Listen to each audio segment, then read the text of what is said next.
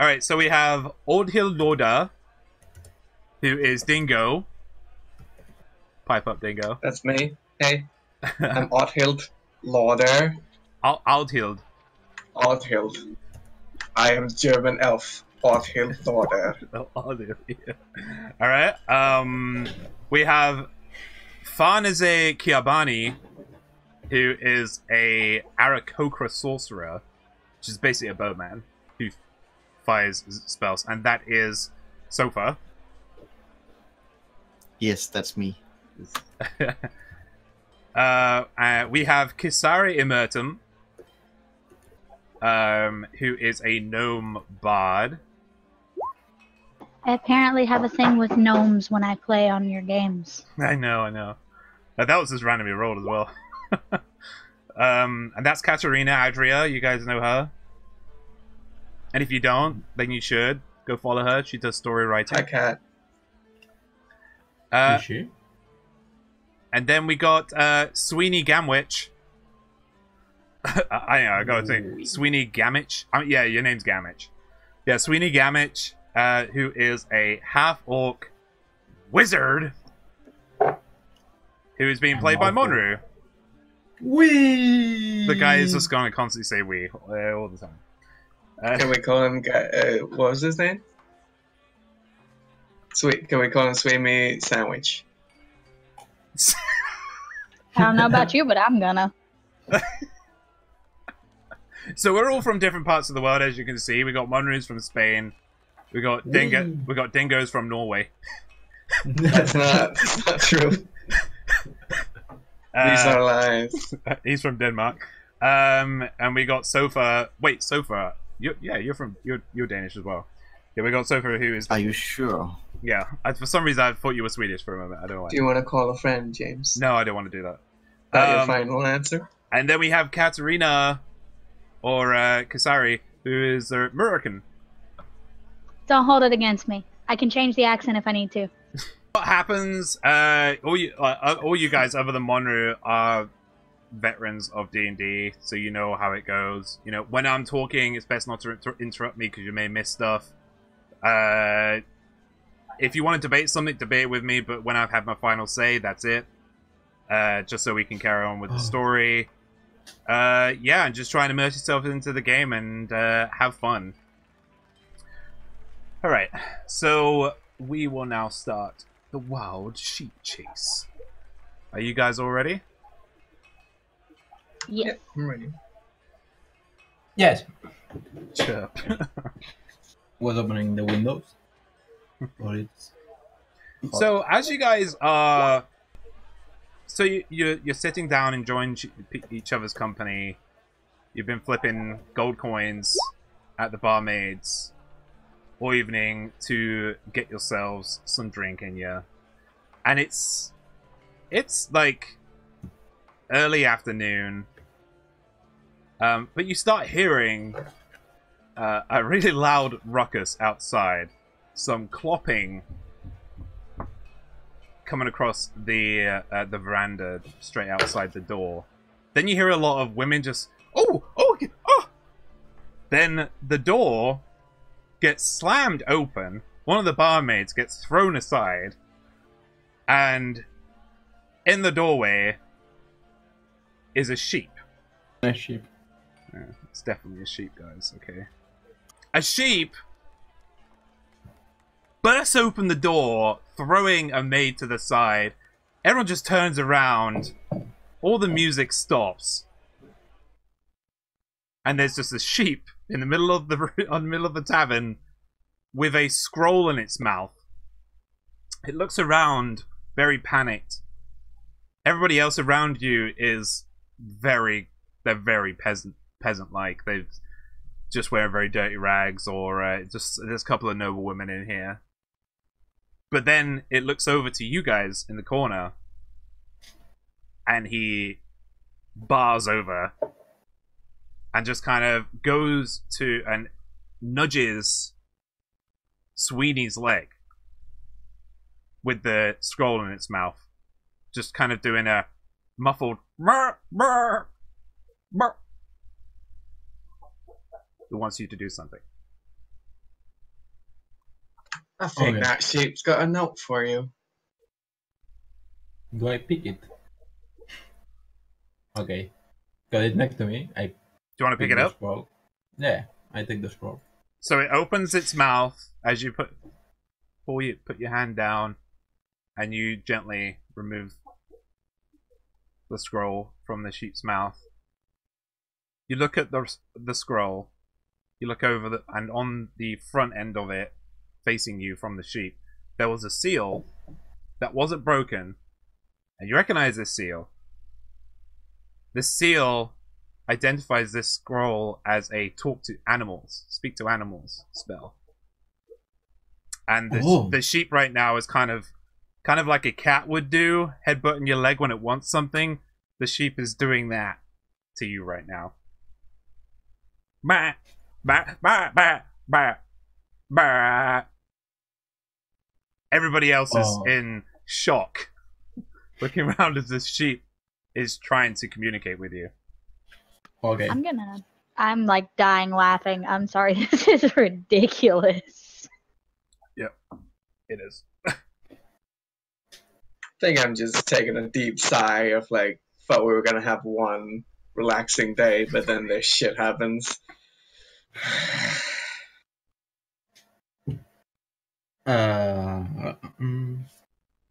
Does my comprehend language works on ships? Well, you have a scroll to talk to it. Can I learn? Do you want to use the scroll to speak to the sheep? Can I learn it first? No, you can't do that. Okay, then I use it. You would need a book for that, I believe, with the spell. Then again, you can also level up. But we're not going to get into that. So,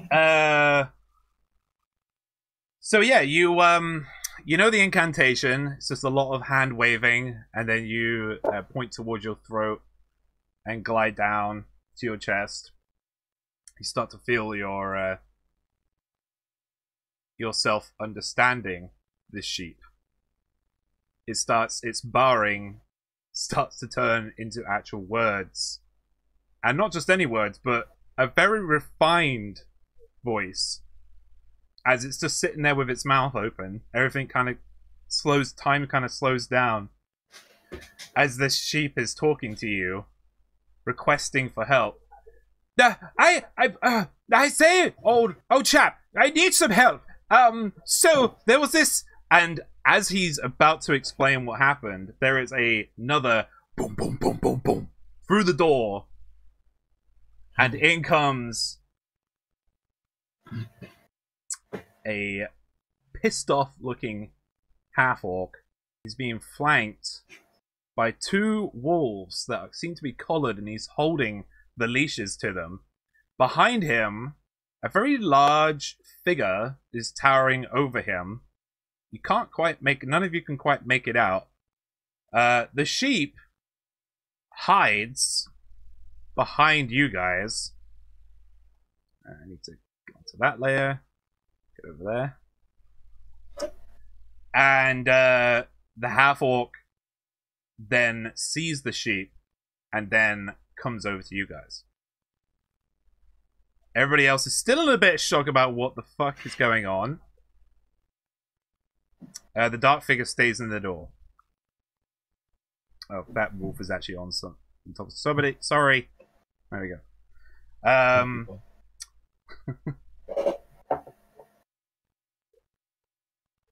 Right. The wolves start howling. And this figure introduces themselves as Guz. You as that sheep. You as that sheep. We needs that sheep. Noak needs that sheep. You steal that sheep. We needs it. It's ours. It's Noak's. Gives us the sheep. He said it's all of you, pointing at you all. The entire tavern starts to come back to normality. But everybody's very quiet, just waiting to see what happens. Does the orc have any weapons? Yes. Yes, he does. You can see the shine of a pommel in his belt. His cloak is, he tries, as he sees your eyes gliding down towards the pommel, he pulls his cloak over the hilt. And how exactly do we know that the sheep that came in here is your sheep? Don't exactly see a name tag on it. It's not my sheep. It's Master Noak's sheep. It's a little bit of a coincidence that I come running in here after a sheep. It ran away. Give us the sheep, please, or things will get nasty. How about he buys the sheep? Make a persuasion roll. First roll.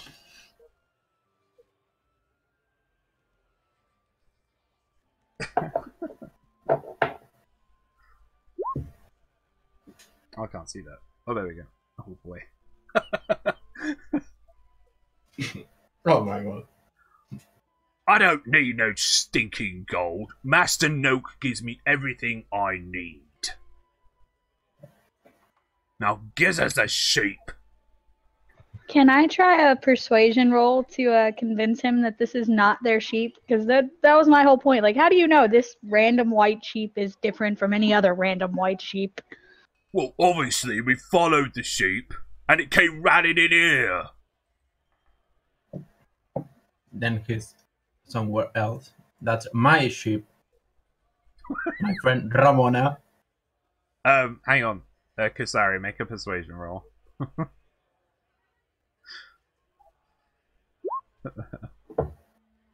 If you go in the top left, there should be like a dice thing.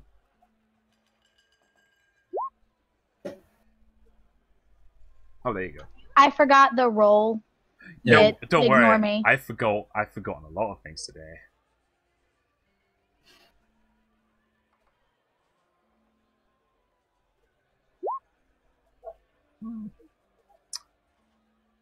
But he just repeats what he said to you.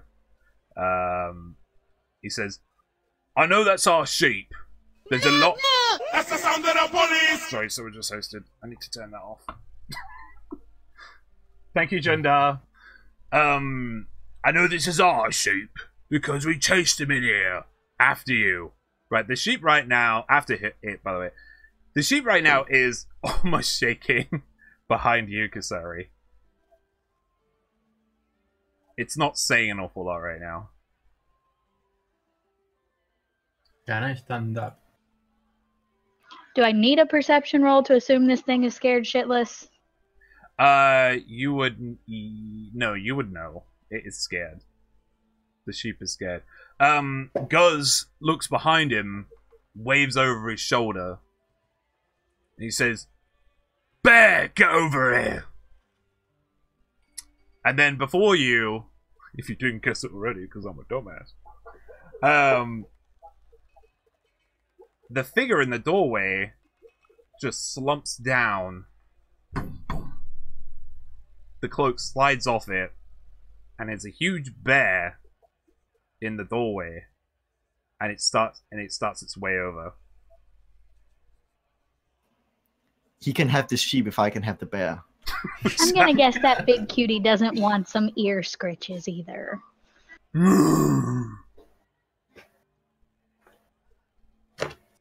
Listen, A lot more wildlife in give this town than I give expected. us the sheep. There'll be no problems, but I'm giving you 5 seconds. 1. I stand up.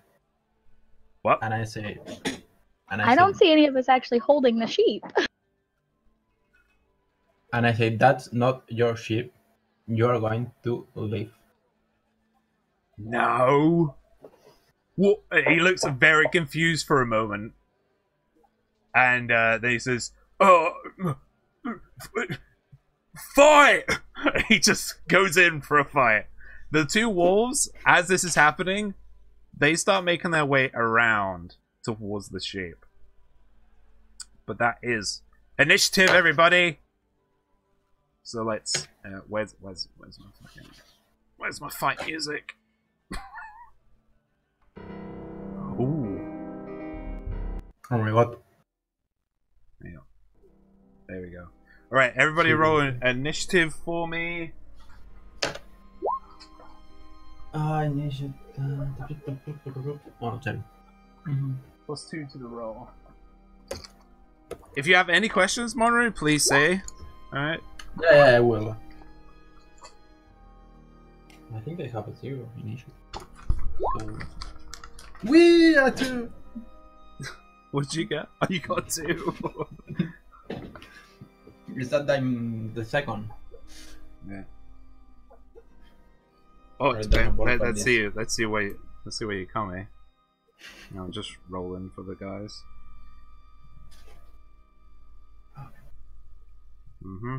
Rolling.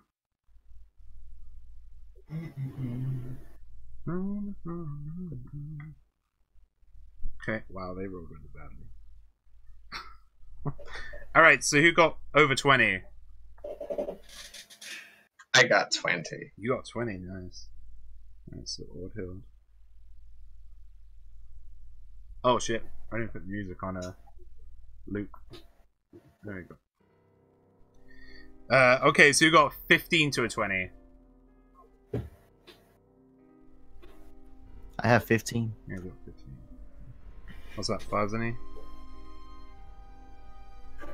Arneson there? Yep. Who got 10 to 15? I got a 14. 14.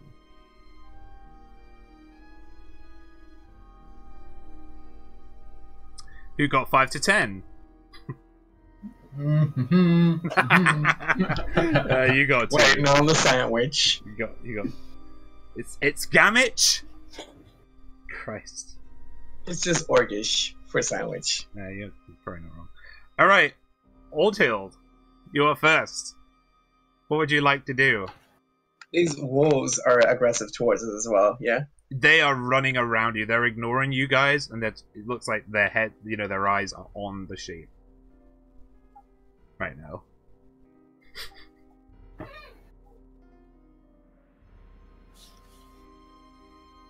I feel bad, but I feel like I should kill the wolves.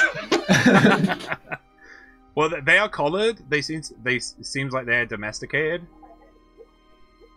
but yeah, they are intent on doing something with that sheep. So, which one are you going for? Okay, well, I'm gonna draw my short sword and go for the wolf that's next to me. Okay, so this guy. Pretty sure, by the way, that my short sword has like something cheesy like Romeo and Juliet engraved down the blade. Yeah. And I call it the Hamlet. Just because I want to be cultured, like I want to sound like it, but I'm not, so it's just got like 2 conflicting stories like that. Right, good. And then as I strike, I say, "Here comes the Danish prince!" To be really confused about what my sword is. Alright, go for an attack. Let's see if you can hit.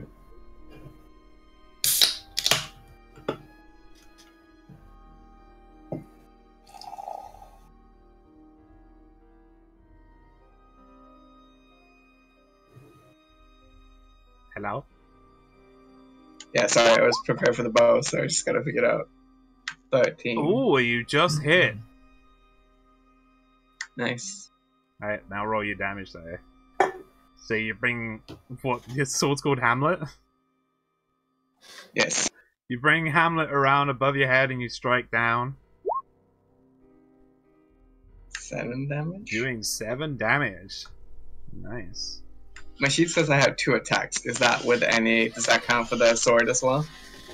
Yeah, you should get an extra attack, I think. Alright, I'll hit him again then. Okay. 10? That does not hit. The wolf manages to swerve around and you just hit wood, the timbers beneath. And it growls at you a bit, but still is intent on trying to get to this sheep. Is there anything else you would like to do? You have movement. You have a... Yeah, you have movement.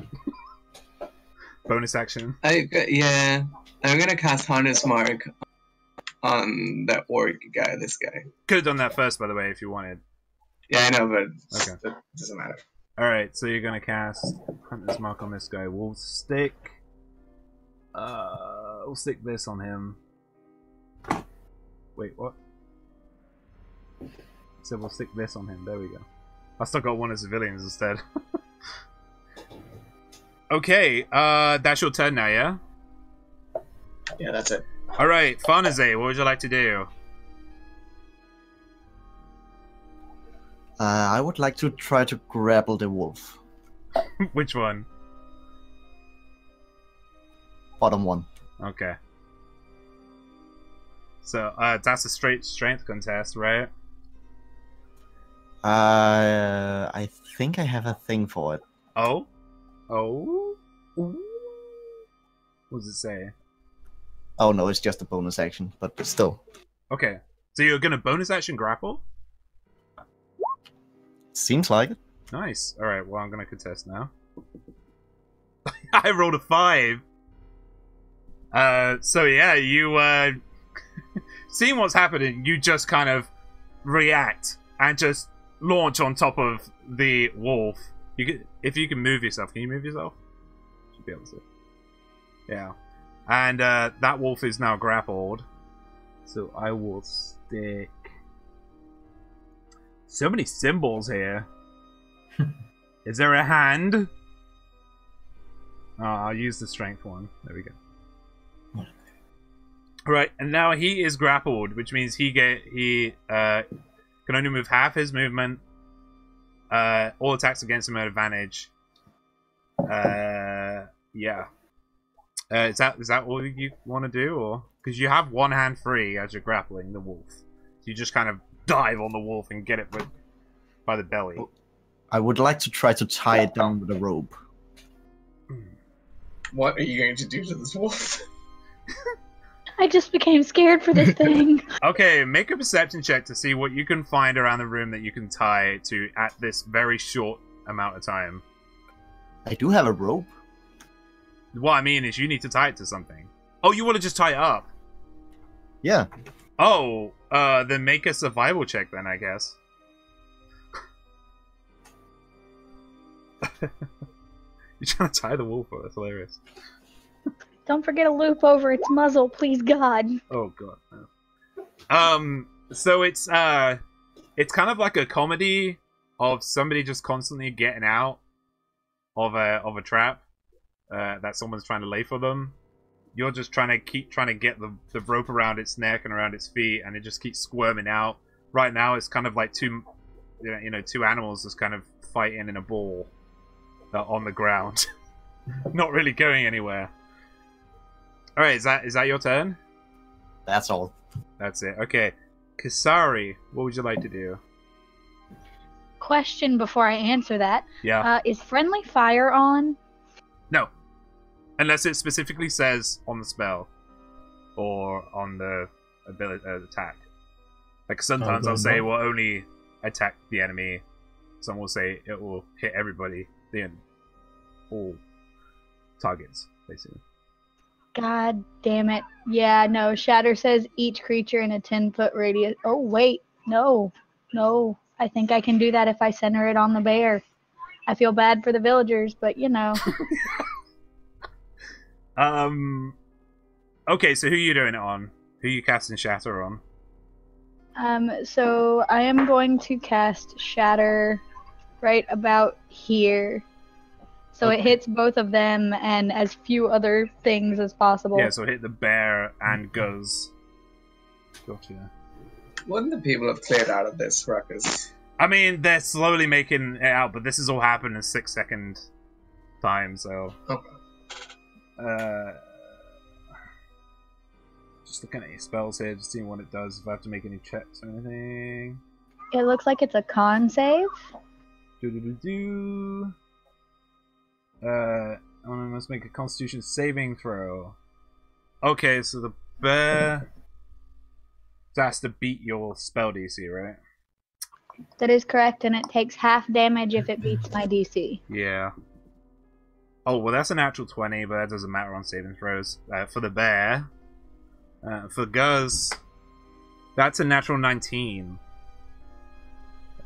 So they will both take half damage on a 3d8 thunder roll.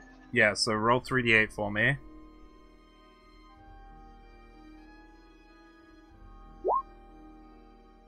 Okay, so 4 damage.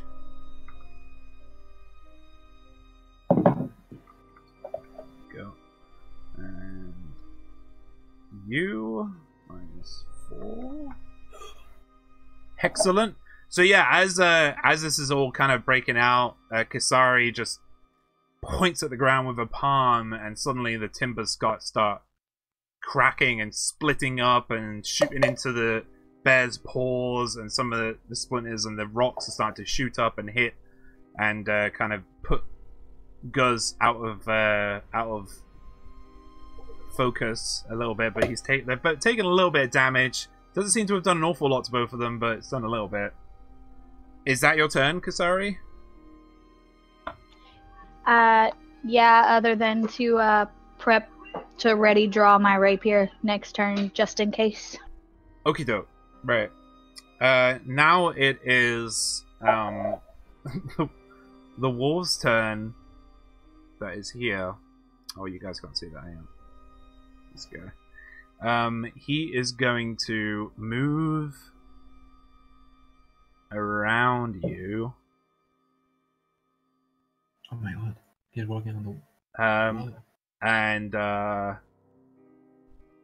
then he's going to move out of your range. They're coming out of the walls. That's yeah, it's basically along the side of the wall, but that will incur an attack of opportunity. Odd Hill. Yeah, So if you want to roll that. 18. You definitely hit him.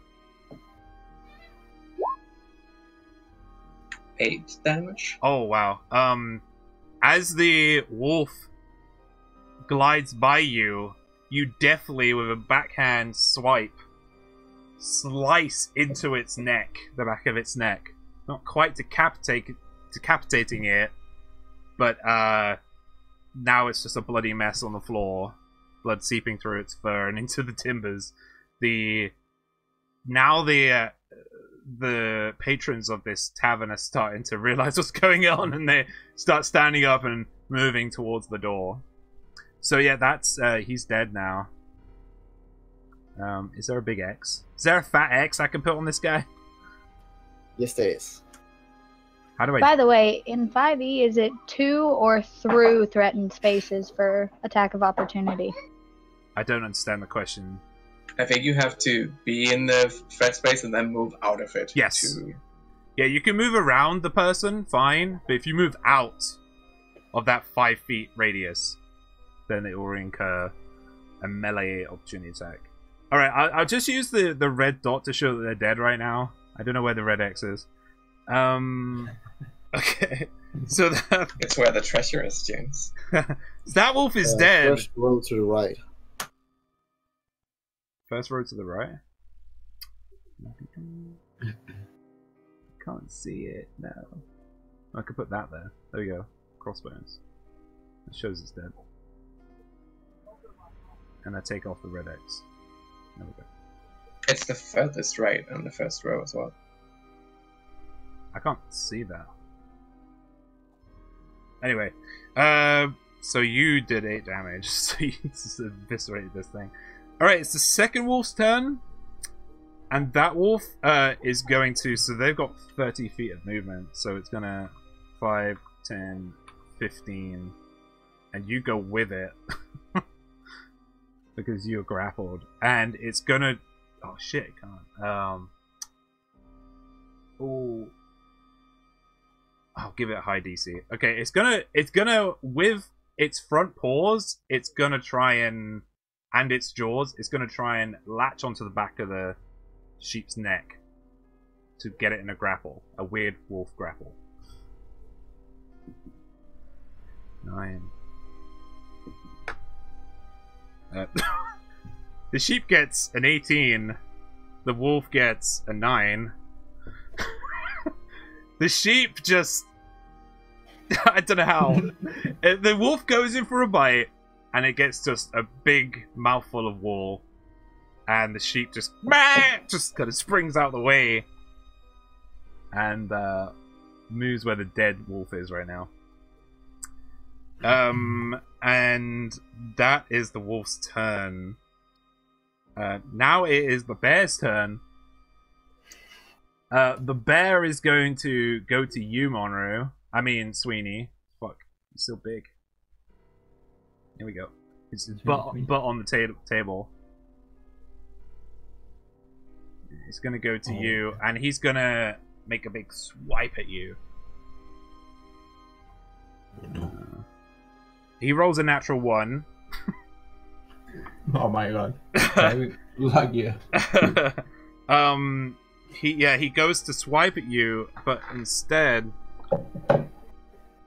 takes 3 damage as his paw goes through one of the broken chairs behind him as he overcompensates the swipe. And he takes 3 damage from that. Other than that, he can't do an awful lot. It's next is Guz. Guz is also going to... He's going to growl at you. And he's going to make... Yeah, he's going to make... He gets this big... It's a great sword. You can tell by how long it is. And he has to use 2 hands to use it. But it's long and curved. And he turns around and does a big sweeping attack with it. Against you. He rolled a 22. Does that hit you? Is that more than your AC? Hit, I think so. What I have to check? You should have armor class or AC on your character sheet somewhere, yeah? Armor class is a 10. It's 10, yeah, so he over doubles you. if he hit 10, he would have still hit you. If he rolled a 9, then he wouldn't have hit you. Okay. But yeah, we're just gonna... It's less than the wolves. Yeah. Yeah, he slashes into one of your left leg and does 13 damage. Oh my god. Jesus. With this sword. Yeah. It's lucky that... Never mind. Okay, Sweeney, it's your turn now. Make sure you mark off that you lost that HP. Yeah, I'm trying, but I think I can't. Just mark it down somewhere, man. Just, like, write it down somewhere. Oh, okay. So you should have a max HP... And when you... when you... 13, you said. So I am at 9. Are you still alive? Yeah. Okay. 22 hit points. Oh god. Okay, Sweeney, it's your turn now. So you have this massive slice in your left leg. Okay. So I try to... Well, I'm going to do what I want. I take my chair.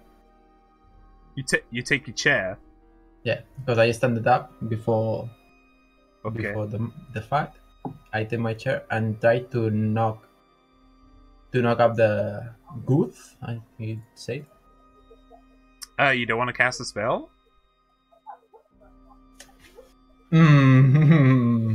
Okay.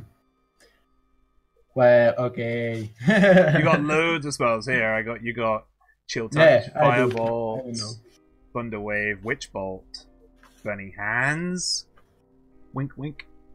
Wink Wink. Wink. Yeah. That's what I was thinking about.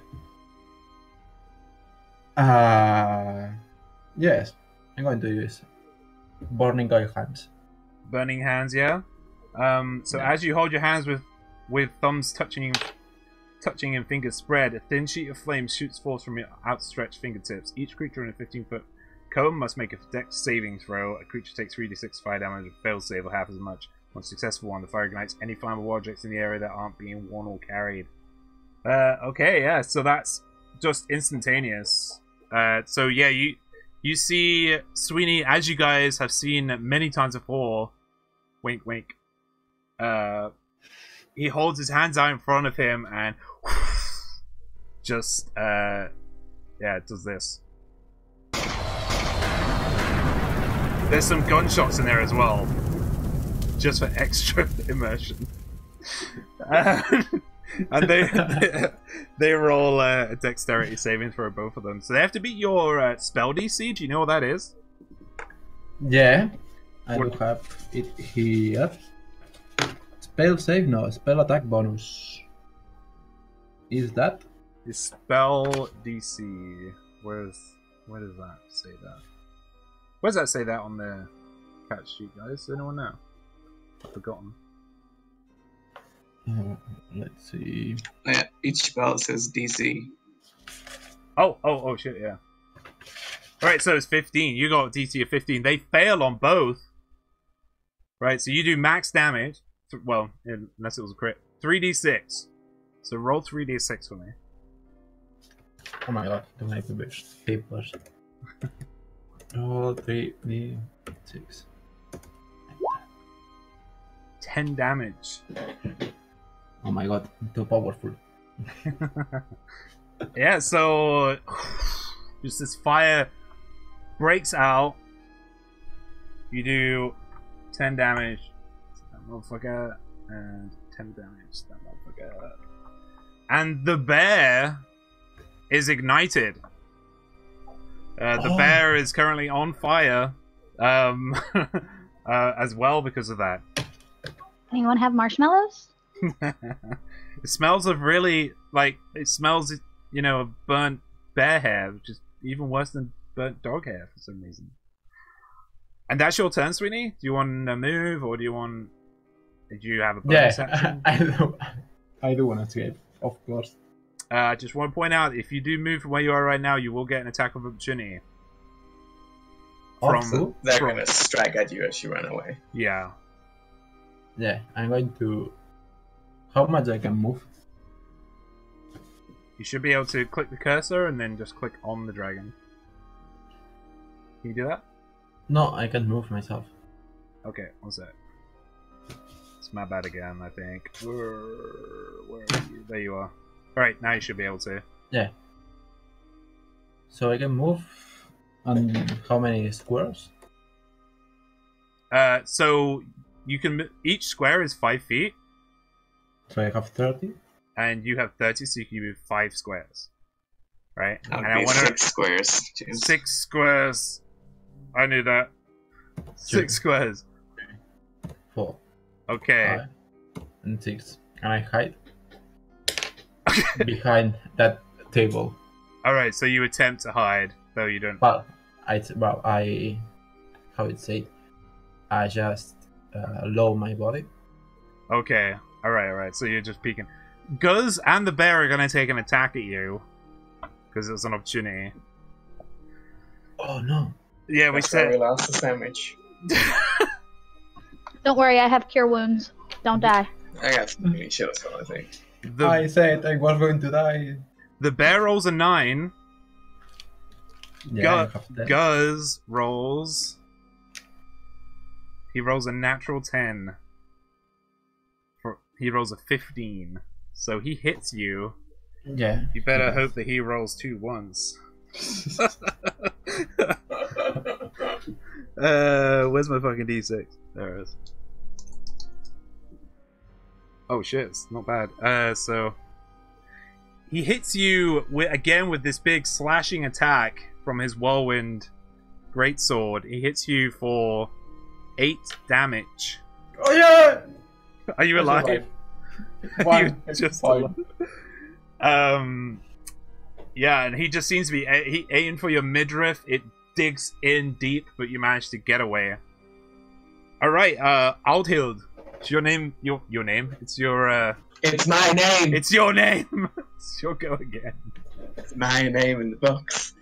So, if I want to switch from sword to bow, how much of my turn are you gonna strip from me? Well, do you have your bow ready? Is it one of the 2 weapons you have ready? Yeah, it is, but I'm wielding my sword, obviously, so...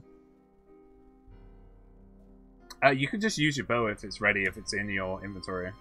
Yeah, I can just pull it from my back. You can just... Yeah, you can just whip it out. If it was in a bag or you'd packed it away somewhere, then it'd be a different thing, but it's an active weapon, so you're fine. Okay, so I'll pull out my bow and shoot at the orc guy. Half-orc guy? That guy. Guz, yeah. Okay, go ahead. Here goes. 15. Ooh, you just hit him. Yay.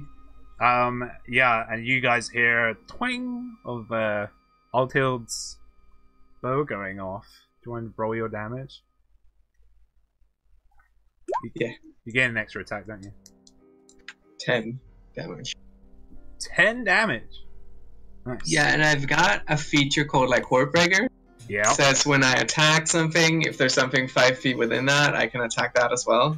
Yeah, so you can attack the bear. Okay, I'm gonna shoot the bear. Okay. I shoot the bear. Holy shit, nice. Does that hit? Yeah, that hits the non-armored flaming bear.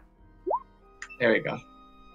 11 damage. 11 damage, nice. The bear's looking pretty badly beat up right now. And then, do I have another shot as my like normal second attack? You have an extra attack. Yep. Okay, I'm gonna shoot at the orc guy again. Okay, go ahead. 18 hits, right? That hits. Yep. Nice. I also get a d6, I think, because he's Hunter's Mark. Yep. Roll 2d6, by the way, because you hit him the first time as well. Yeah, thanks. I just forgot about it. So that's another 6 damage. So 12 damage in total. Yeah. All right. He's looking pretty injured. He's not badly beaten, but he's looking injured right now. He's got these 2 arrows coming out of him. All the rest of you just heard like these very quick as coming out of Aldhild as he's trying to slay these foes. Is that your? It's what I do. I want to jump on the table and move. Okay, can you move yourself? Yeah. Okay. Yeah, it's still to here. All right, awesome. I think that's it. Yeah. Okay. Farnaze, it's your turn next. I'm gonna keep grappling the wolf and trying to tie it down. Okay. Survival check again, buddy.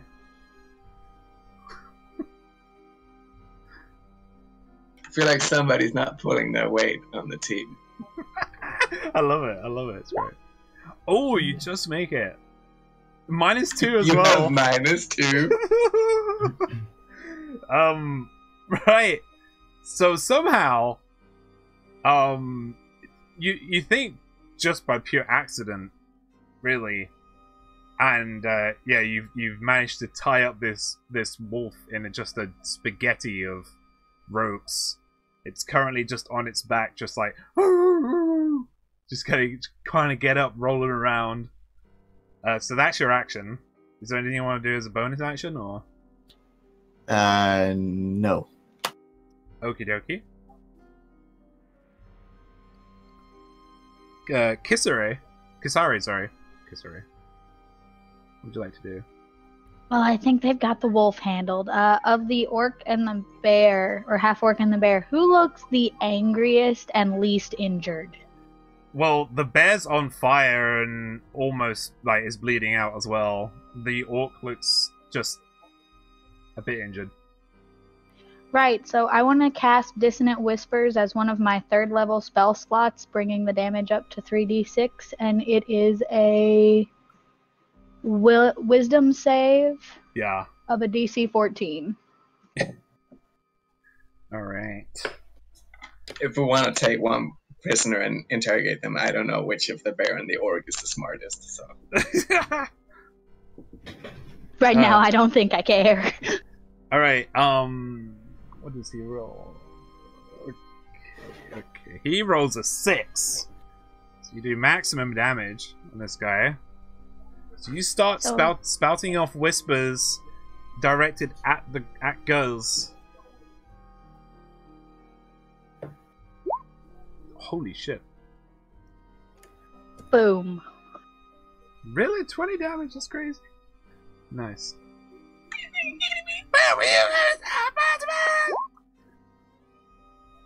Definitely worth expending the 3rd level spell slot. So, yeah. So you, so these whispers just kind of direct straight for him, like an arrow of words, really. And just strike him to his mind, and as soon as he hears them, he starts babbling and scratching at himself and cutting into himself accidentally with his whirlwind sword. And, yeah, he's looking pretty beat up right now. Where does it say my class? It should say at the top. It should say at the top. Oh, there. All right. Yeah. Yeah, just on my left, I think. Is your class Animal Grappler? Apparently, I'm a sorcerer. You are a sorcerer, man. It's not playing like it. The sorcerer thought it was a good idea to grapple the wolf? I like this game. Where are you going to put your wand? Hey. Someplace warm. Alright, is that your turn, Kisari? Kisari? Why do you keep saying that? Because that's how it looks. I think I'm just gonna move down a little bit and then end my turn. Okay. Can you move yourself? That is the question, isn't it? No, it looks like I have lost that ability somehow. Alright, I'll say that's my bad. There you go. She's been paralyzed. For but a second. Should be able to move it now, I think. No? Oh. Yes, I'm sorry. My toddler just asked for more marshmallows. Well, I want more marshmallows. Give me more marshmallows. Okay, so that wolf is dead, James. So cross that off. And the other wolf is tied up. Is being abused. Yeah. It's gonna try and get out of that abuse. By trying to get out. It's gonna call self-help. It's gonna roll survival, I guess, to try and get out. I guess. Could I be thought it was a strength. strength check to break out of a grapple. It would be, but it failed anyway. Or a sleight of hand. Yeah, it's different. Can wolves untie ropes? It can try. Can birds ride wolves? We'll find out. So you hear like it's like the wolf is trying to talk, but it's woofing instead and howling. But it seems in a lot of distress right now. It's Bear's turn, and Bear is going to take 1d6 damage because it's on fire. Oh, okay. It takes 1 point of fire damage, but it's looking really bad. Oh wait, one sec. There we go. Nope. There we go. Sorry. And it is going to just half-heartedly kind of gonna run at Outhield over the table and make a strike at you, sir. You don't have to do this. Oh no! Does a 19 hit you? Yes. Okay.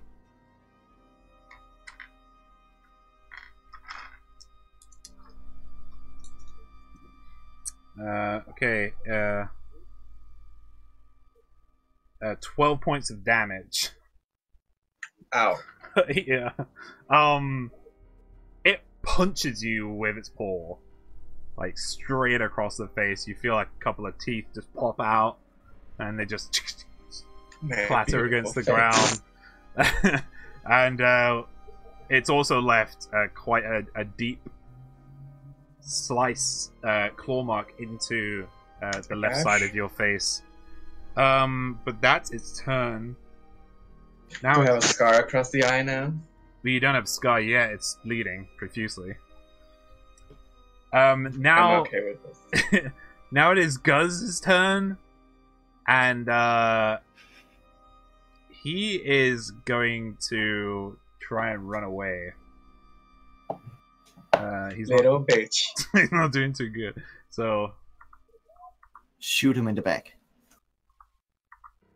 okay. Or I got my Raider magic on him. Yeah. And that's. Oh yeah. No. He's gonna use a action to dash as well. So.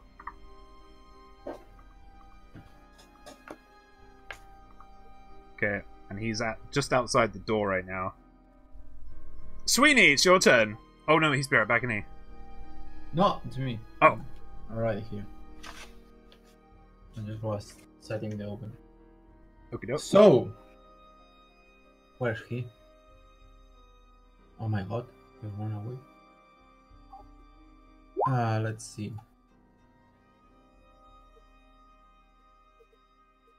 What are you saying, chap? You are being shagged by a rare parrot. Hang on, someone sub. He thinks you are. Ow! And he's really going for it. Thank you for that Cool. resub, Phil. Thank you so much, man. All right, carry on. I don't Sorry. get it. What are you doing? No, I was checking my Oh, your distance that you can my travel. limit. Yeah, my distance. So I This can get this map you- is a bit shit. Sorry, guys. The next one you'll be able to. I attack the bear. You attack the bear. The bear. Okay, what are you attacking it with? Let me see. What do I have? You have many things. Yeah, I know. Super many things. Plates, cups. Yeah. I guess there's some bacon on there. Do you have like some broken chairs? A chicken? It's not too late to try persuasion. Throw the table. So you have free spells as well, like your cantrips. You have chill touch and firebolt as well. Yeah, I do have a firewall. I was thinking about that. Firebolt, yeah. Yeah, Okay. but yeah, I'm going to miss it. But yeah, let's do it. Okay, so you have to roll a d20 and add your spell attack modifier. So that should Nice. be on the spell, which is +7 for you. Yeah, but okay. Roll the 20. It takes 1d10 Plus- damage. Ah, yeah, 1d. 24. Holy shit! Yeah, you hit it. All right, roll, Okay, roll that 1d10. a bit of luck. Roll 1d. 9. Cool. All right. You kill the bear. Thanks, bro. Yeah, for me. Oh, there's the Yeah. X. Jesus, it wasn't popping up before. I found the X, guys. Good job. Oh wait, it's because I'm not fully. Oh no, it's not working. All right. Okay. Got remind There are myself. free meat people here. Free meat people and already cocked. Cocked. Yeah, cooked. Yeah. So you aim your finger like a gun at the bear, and there's just this beam kind of red fiery light pinpoints on the forehead of the skull of the bear, and you just let off your fingers, and this kind of bead of fire just shoots down the beam and it enters the bear's brain, and it immediately just falls. No sound, Oh, okay. just the sound of a bear falling and crushing a table. So that's your action. Is there any movement you want to do or anything? Well, I try to move forward to Goose. That's all I can do. Anything else? 1, 2, 3, 4, 5, and 6. I'll jump in the table. Why not? Can I? You want to jump? Onto the table. Sure. Oh wait, no, you can't. At You least. use all your movement now. So That's my. Oh no! Wait, I can move like this. Sorry. 1, 2, 3, 4, 5, and 6. That's everything I can do. sorted. That's your turn now. Yeah. Outhild, your turn. Yay! The bear is slain. The bear has been slain, Old. Let's see. I have 35 movement points. So Gus, is he like away, or is he actually where he's still on the map? He's where he is on the map right now. Alright, let's see where I can move. He used his movement and an action to dash. Would I be able to see him from here, or are the Yes. doors in the way? No, the door was slammed open by the sheep. Alright, then I'm gonna try and get him in the back. All right, go for it. So yeah, you just jump along the tables. 12? Don't think it does. I don't get advantage with Hunter's Mark, right? No, you do not hit. Alright, but I have another attack. You do. And this one hits because it's 24. Holy shit! Yeah, that definitely hits.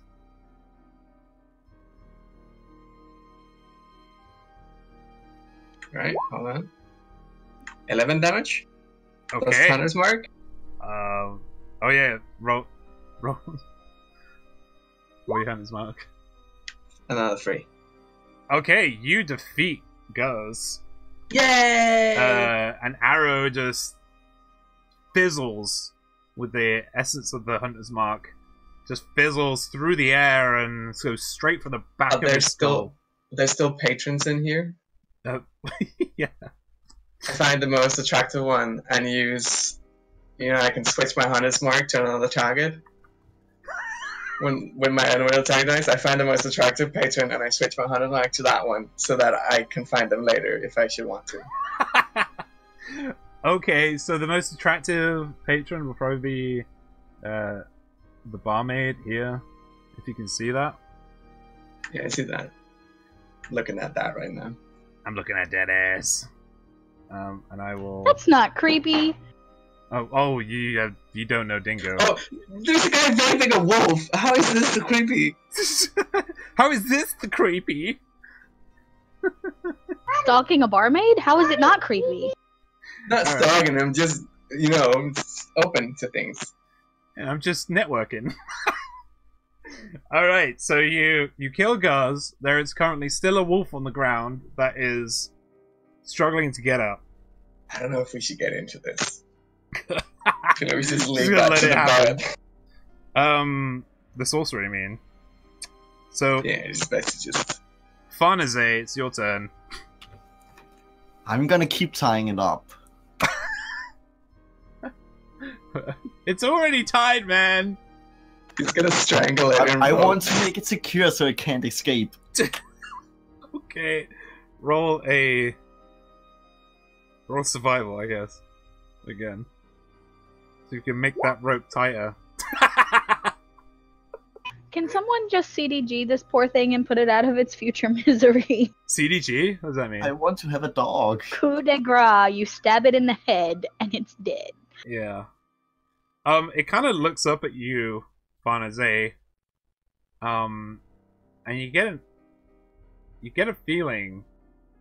Actually, no. Oh god. Roll perception for me, Farnaze.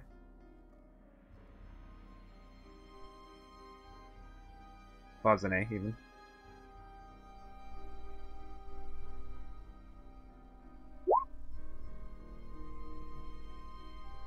I think that's the 10. Yeah, this is 10. It looks like it's pleading. Pleading for its life. Well, I'm not gonna kill it. I'm just gonna tie it up. Okay. I'm not the creepy one. Well, with that roll, you, as you're trying to tie it up more, you forget a couple loops that you did, a couple seconds before, and the wolf manages to get its legs out of the knots and manages to stand up. And just kind of growls. Not at you, growls towards the sheep. Can I grapple it again? No, you've used an action. Oh my god. You've used an No, action. grapple is a bonus action. Oh, what? Because for you? I have a 7 brawl. Oh, you got the feet. Yeah. Right. Okay. Yeah. Try and grapple it again. I like he's like, no, I'm good at this. Come on. And then. Oh my god. I gotta get higher than that. Jesus. It definitely does not succeed. It gets a 6. So yeah, you pounce again on top of the wolf. It flattens down and just there as this wolf is being thoroughly abused by a bird. Giant bird. I'm not gonna be abusive. I'm gonna be kind-ish. Yeah. Don't smish it. Alright, so that's your turn now, right? Yes. Alright, Kasaru, what do you want to do? I guess I'm gonna roll my eyes and go along with this madness. I think I'm gonna pull out some dried meat from my bag and make an animal handling roll to see if we can help this idiot out. Okay, we are out of combat now then. So that's your first combat, guys. Good job. That was a pretty powerful dude there. Yay.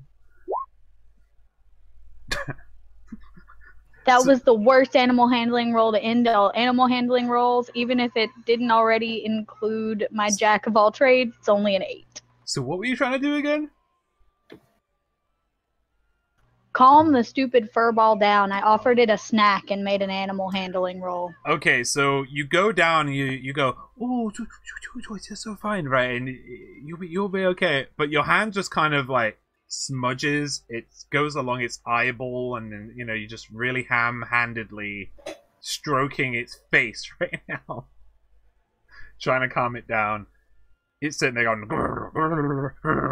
I think I'll confidently walk over and then be like, no. See, that's a sheep. It's not a goat. You're not doing it right. And then I'll try and pet it in like a special spot that will calm it down. Okay, special spot. Oh, by the way, who needed the cure wounds while I'm thinking about it? Oh, that's I Sweeney. don't. Sweeney, he's got 1 HP. I mean, why am I saying that? Die. I'm almost dead. I mean, yeah. Right, so, Outhild, what did you want to do, sorry? I wanted to get like that pressure point right behind his neck. That's gonna calm it down. I know that. Calm it down or knock it out? Are we're talking about the sheep, right? Oh, no, we're talking about the wolf. The sheep is... Oh, I want to calm down the sheep. Alright, the sheep is just not afraid of you guys, just doesn't want to be anywhere near the wolf. But yeah, Try and soothe it. Yeah, so roll survival for me. Can I do animal handling? Yeah, sorry. I completely I'm forgot about proficient that. in both, so 14? So you've never really calmed a sheep down before? You don't know that. Yes, the DM does. But it does, its legs stop knocking, and it doesn't seem to want to keep moving back up against the wall. It's still, like, eyes wide, just staring at the wolf, though.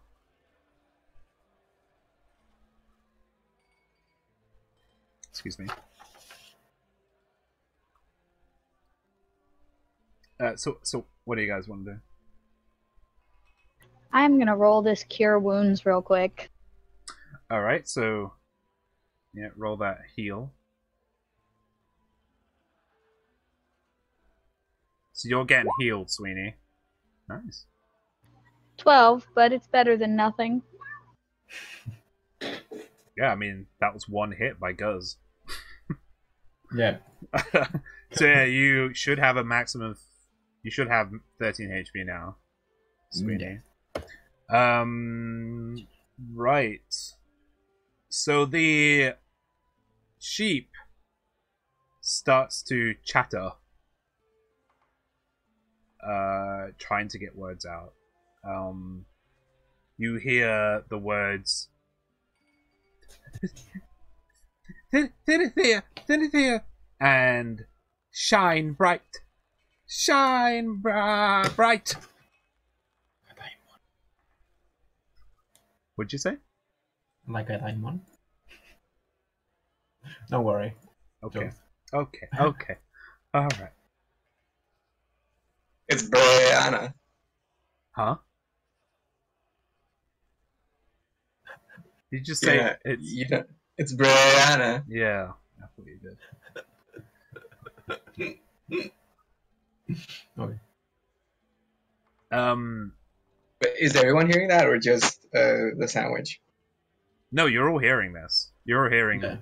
this this animal talk now. Nice.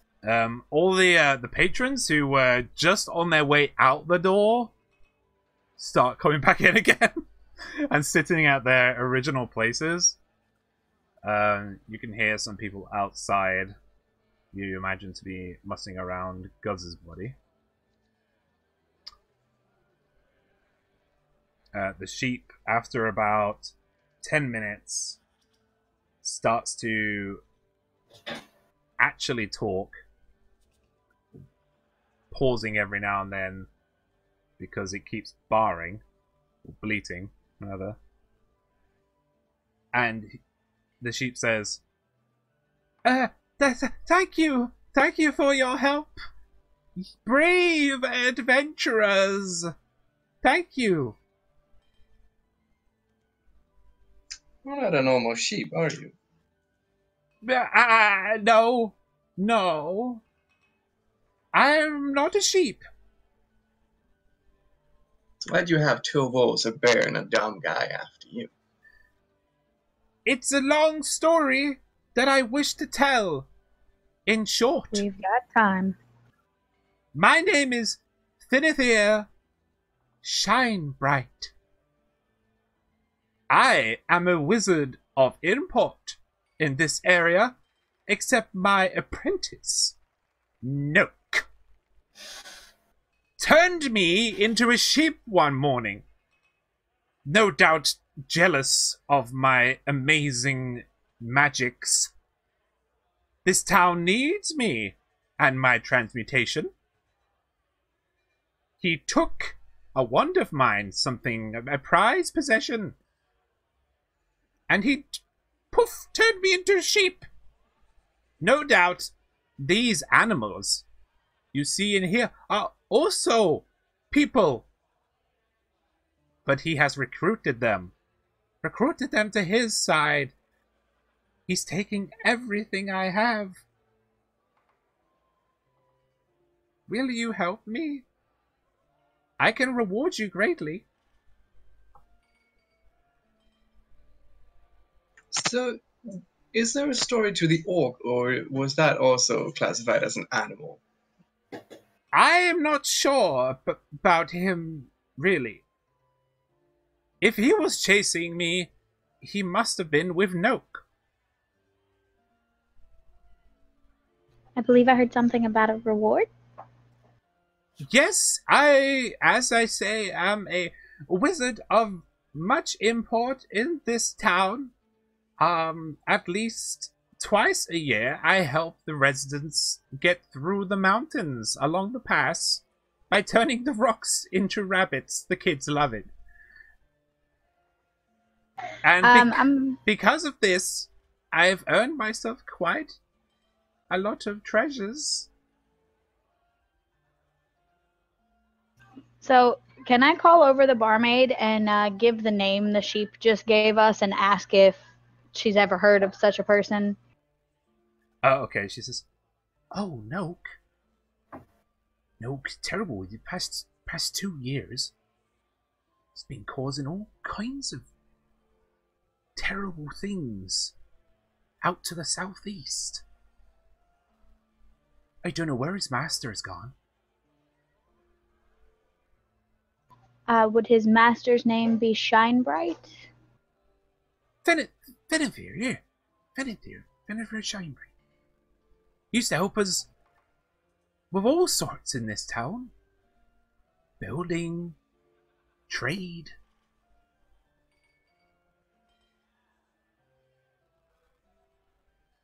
I will thank the barmaid and turn back to the sheep and say I'm in at least. Is that everything then? Barmaid Sounds says. like this town's pretty screwed without this guy. I just wanna ask if you let me. To the ship. Is there any spell in those treasures? I am a wizard of import. He puts his sheep nose up into the air. I have many artifacts you may be interested in, young wizard.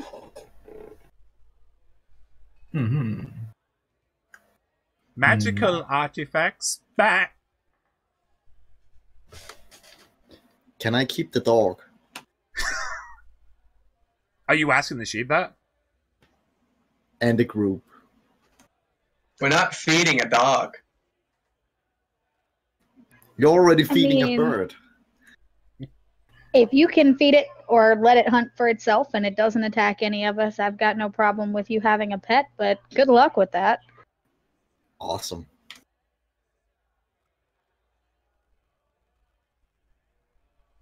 So, are we... do we have an accord, then? But I think this scroll is wearing off.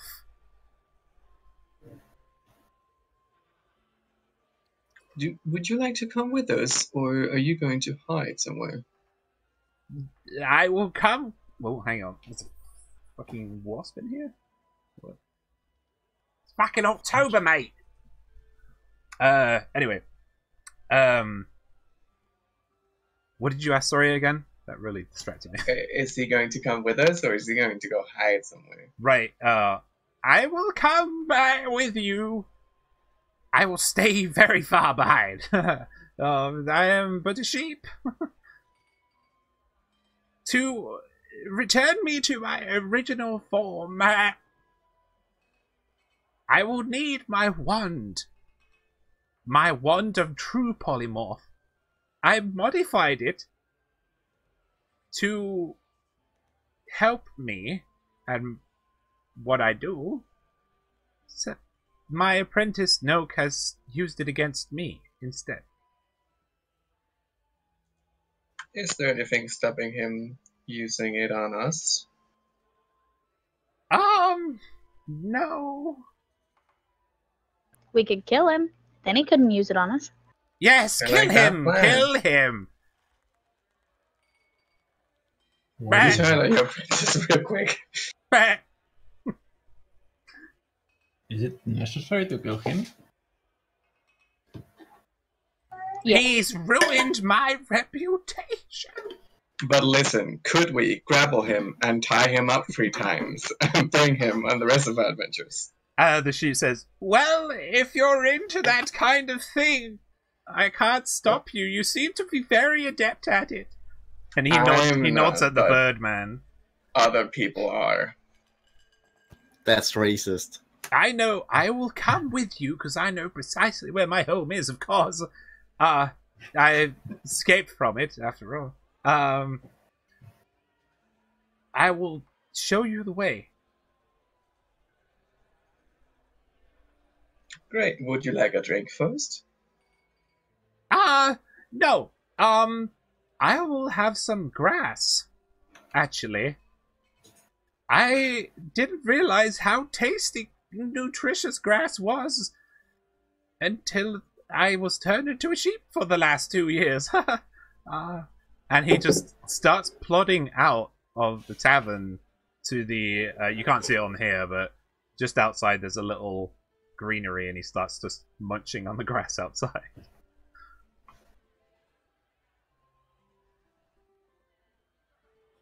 Alright, gang, are we up for it? Let's go. I'm in. What are we doing? Wait. I think we follow the sheep.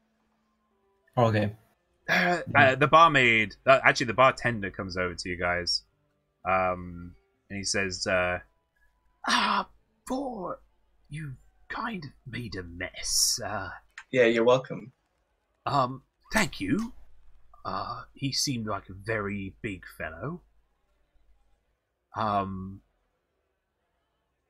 Is there any kind of compensation?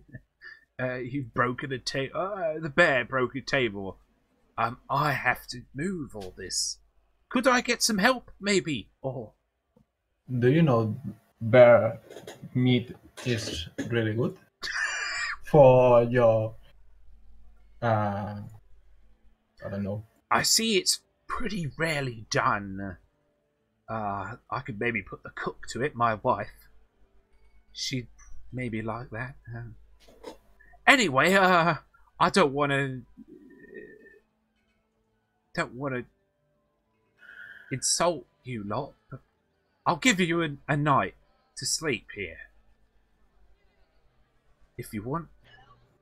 Let's just help the poor man pick up. He's about to piss himself. Fine. I do want to sleep. I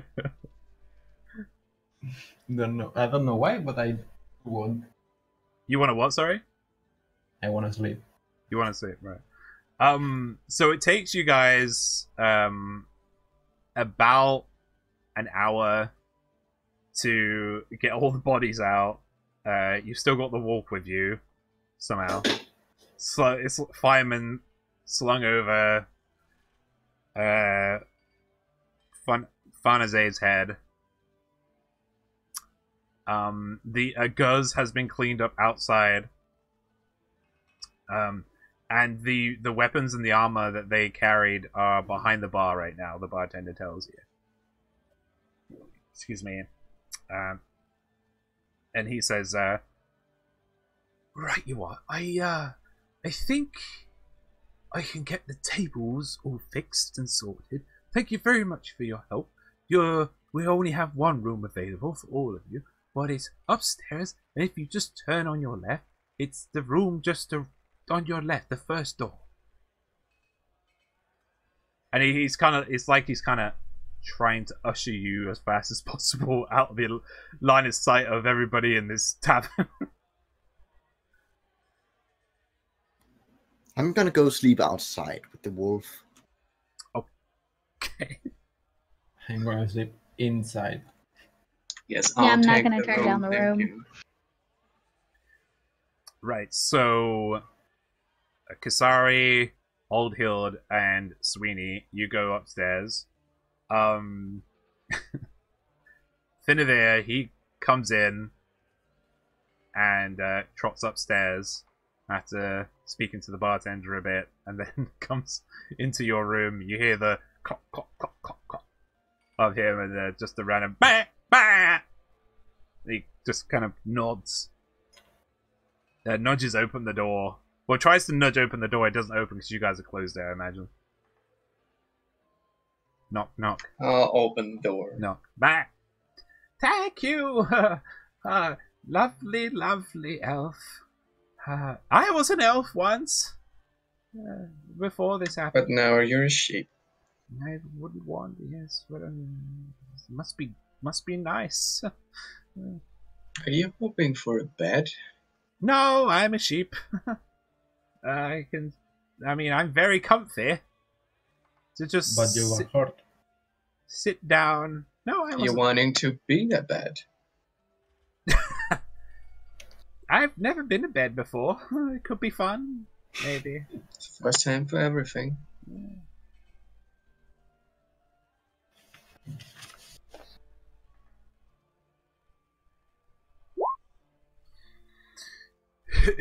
It's creepy now. I think we all agree that the bird is an auxiliary member to the group. No, he's the very, very well needed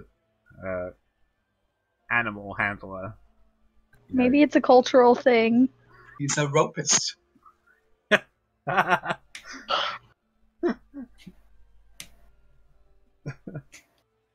The pun bad, exactly.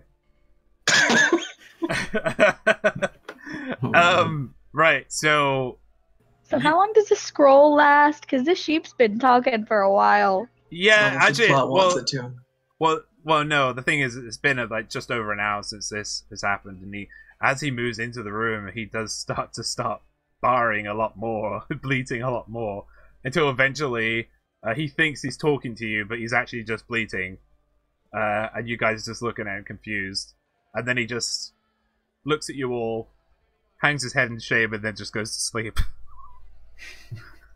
Sleep, young prince. Bah, bah, bah, bah, bah, bah, bah, bah. And then you guys managed to get a restful sleep for your 8 hours. Full 8 hours. And you wake up really early in the morning, about 5 or 6 in the morning. The sheep, Finavir, is still in the room. You see no sign of Fanzane. I was saying his name wrong the whole time. Fanzane. Or the wolf. Anybody know where the bird went? I mean, he said he was going outside. Right, he does that. By the way, do I get healed while sleeping? Yes, you had a full night's rest, so you're all up to full HP and you have all your spell slots back. Yeah. Okay. Nice. You got all your hit dice back, but that doesn't matter because we haven't used them. I'm not full anymore. Oops. Oh, okay. Did the room come with a continental breakfast, or do we have to pay for our food? No breakfast came for you this morning, no. But there is a lot of hustle. I can make berries. There's a lot of hustle and bustle downstairs, though. Should I make berries for everyone?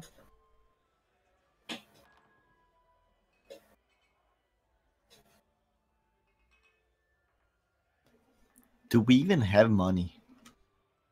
Yeah, you have, I would say between you, each one of you, sorry, would have probably about 150 gold in each year. Because you're level 5, so... Oh my god. I mean, you're veteran adventurers. You would have quite a lot. I'm not. Quite a few golds. Well, you just kind of, they've just kind of carried you, really, Auxiliary map. along the way. And the bird. In fact, yeah. Kasari and Old Hild have been the main. They've just been killing everything while you run away, and the Birdman has just been grappling everything. Hey, I didn't lose a single point of health. Good point. You didn't cost a single point of damage either. No, but I finished an enemy. You did it. You did it.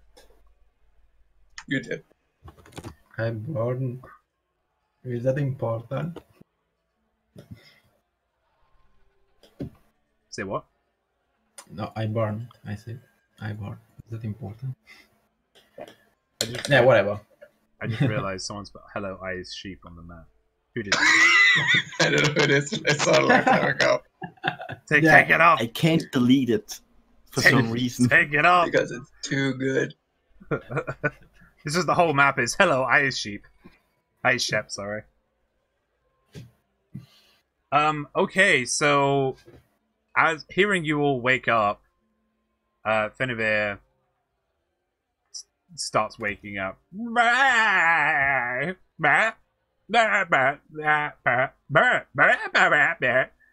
then realizes that nothing he says is being understood again. So then he hangs his head in shame again. And just kind of falls in behind you guys. Click, clock, click clop. Do you still understand us, Finnegan? Bah. He nods. I guess that's a yes.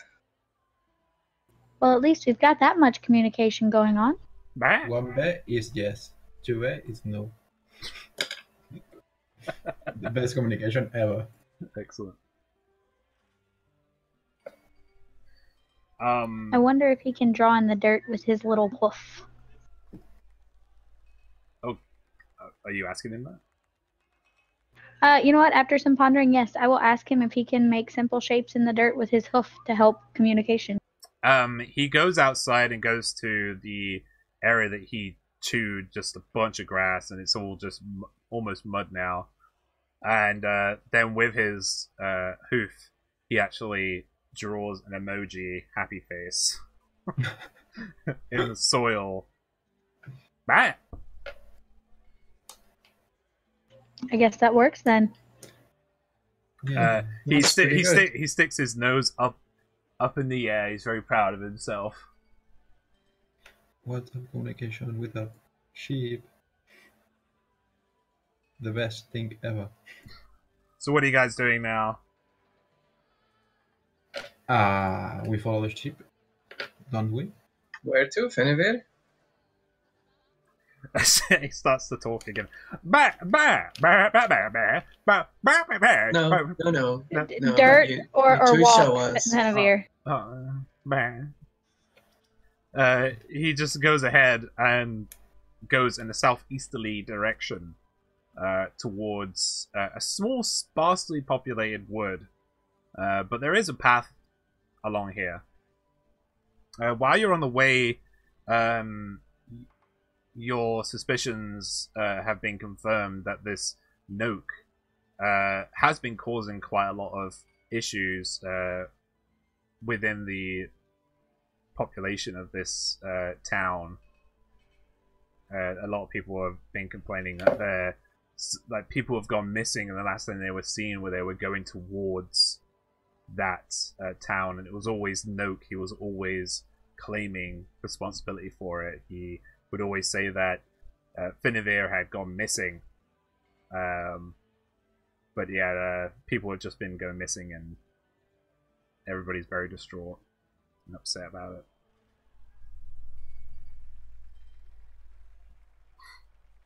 Seems this town is more interesting than I thought. Never a moment's peace. I guess it's a good thing we showed up, though. Okay. Anything else you guys want to talk about while you're walking along the way? The sheep is happily just trotting along the sun-dried mud path towards the wood. No. No? Alright, Well, so I check the nature if there are some herbs. I don't know why, but I do. okay. Some helpful herbs. Make a perception check for me. See what you can find. Okay. Passive wisdom perception. Or perception normally. Just perception, not passive. Okay.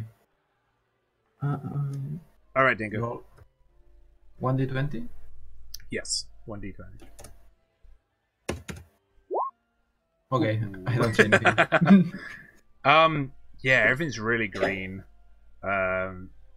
Trees, they look like trees, and the bushes look a lot like bushes. But okay. yeah, you're not really sure what you can...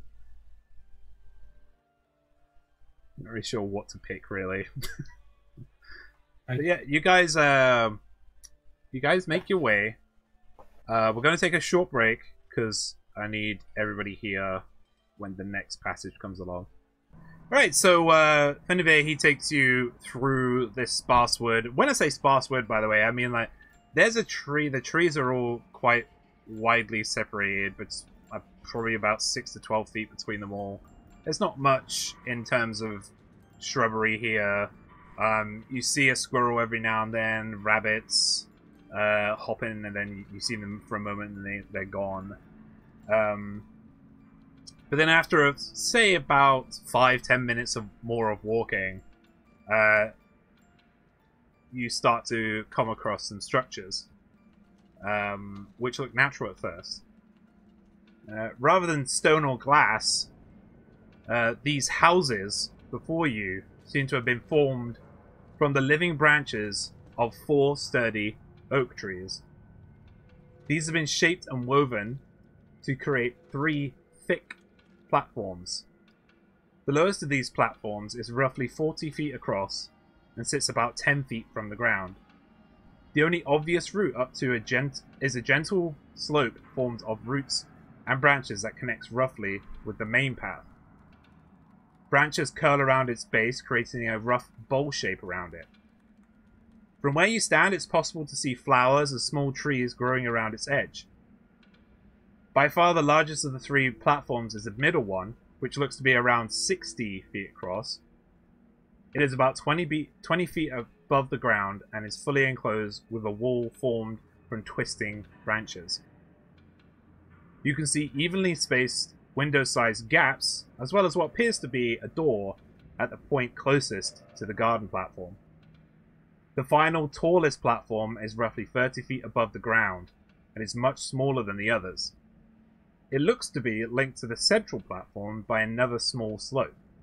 Scattered beneath the platforms are 2 small wooden huts and a large outhouse.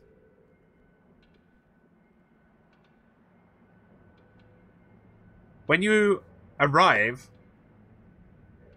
you start to hear some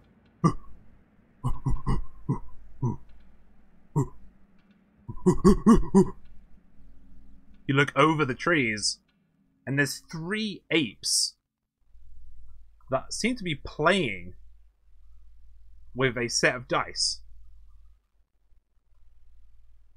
It's just like us, guys. Basically. Give me a second.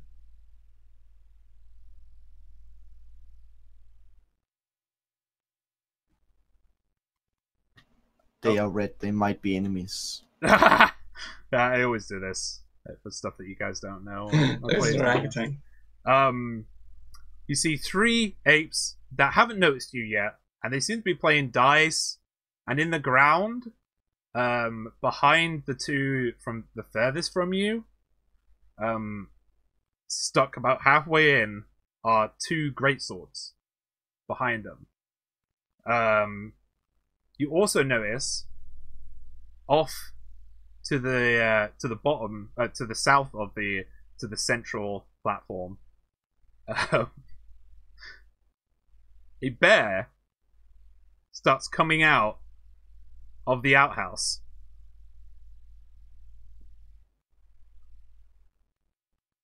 And starts making his way over here.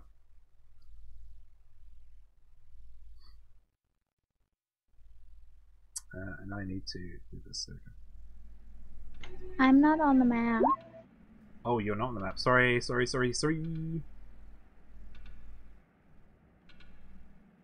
You guys discuss what you want to do while I include. Selvis, have you ever played Owlboy? I have not. Do you know it? Yes. We can do that. If you grab me and fly, we can do that. But what about my dog? Leave it. Can I carry him? Please. How much do you weigh? Do we know that? I don't know. Let me see if I can let me see if I have any spells that can be used for a distraction. I want this to be a thing. Can we throw the dog as distraction? Oh my god, you cannot. You have no strength.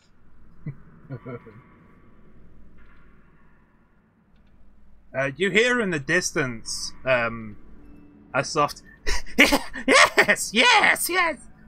It's an echo, soft echo. You're not sure where it comes from, but the monkeys / apes get a little bit excited.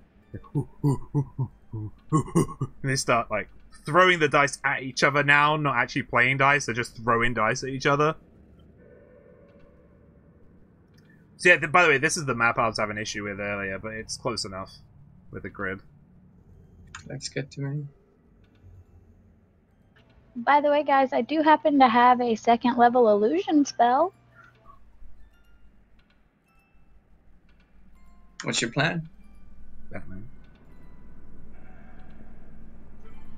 That is a good question. I just know I can use it as a distraction if you guys come up with a plan. Well, it depends if I can carry him while flying.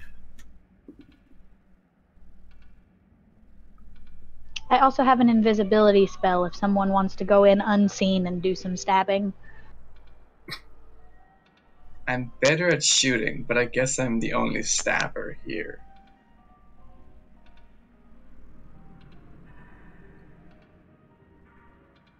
So what's the plan, guys? But do we want to kill these apes? Or should we just try and not kill anything? I would say go around them, maybe? By the way, what I was saying is that I can make you fly if you want. That sounds awesome. Because I have a flying spell. You hear a loud bang coming from, again, the central platform on the furthest side. Then you hear, no!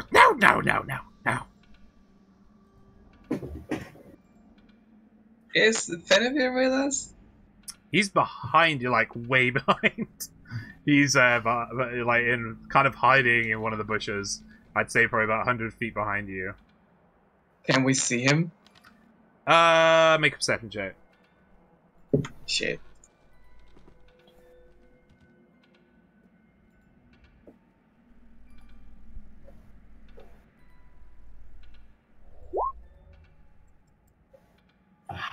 $21. That's pretty good. You see a little... You don't see him in all his entirety, but you do see a little fluff of white. That is his tail just poking out the back of a bush behind you.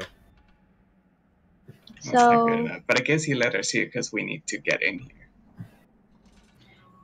Anyone with a stealth score that's higher than mine want to do some scouting? I don't think any of you I've got 4, but... I have an amazing 1. A what? A 1 in stealth. No, but what are we talking about? I lost it myself. My stealth is a 2, so whoever said they have a stealth of 4 want to do some sneaking? Oh, I can try. Can I sneak around in bushes and grass, James? Can you... Yeah. There's there's quite a lot of foliage around here. You'd be going around, like, here, I imagine. You see where I poked? Yeah, I want to go that way around. Yeah. So, should I roll stealth, or am I just so sneaky I don't have to? Oh, yeah, roll stealth, dude. Roll stealth. How tall is the building? The central one is 60 feet high. Sorry, the central one is 40 feet high. The one coming off it, hang on, this one here is 60 feet high. 17? Yeah, with a 17, you managed to soundlessly... I don't know why there's a phone ringing. Did anyone hear that? What? There's a phone ringing on the sound effect for some reason. I didn't hear it. You manage to silently move through the bushes, and as you get to the northeastern side, you notice a door you could go and check out. There was also That a door. one? There was a door. No, it's here. Because there's no evident doors on this, because you have to climb up it. There was also a door right behind the apes, just so you guys know. Set your phone on silent when you're sneaking. Damn it. Yeah. What would you like to do? Is the door ground level? No, you have to climb up the branches about 10 feet before you can get to the doors. But I don't see any other creatures in that area? Over near the area? No, other than the 3 apes and the bear, you can't hear or see anything else.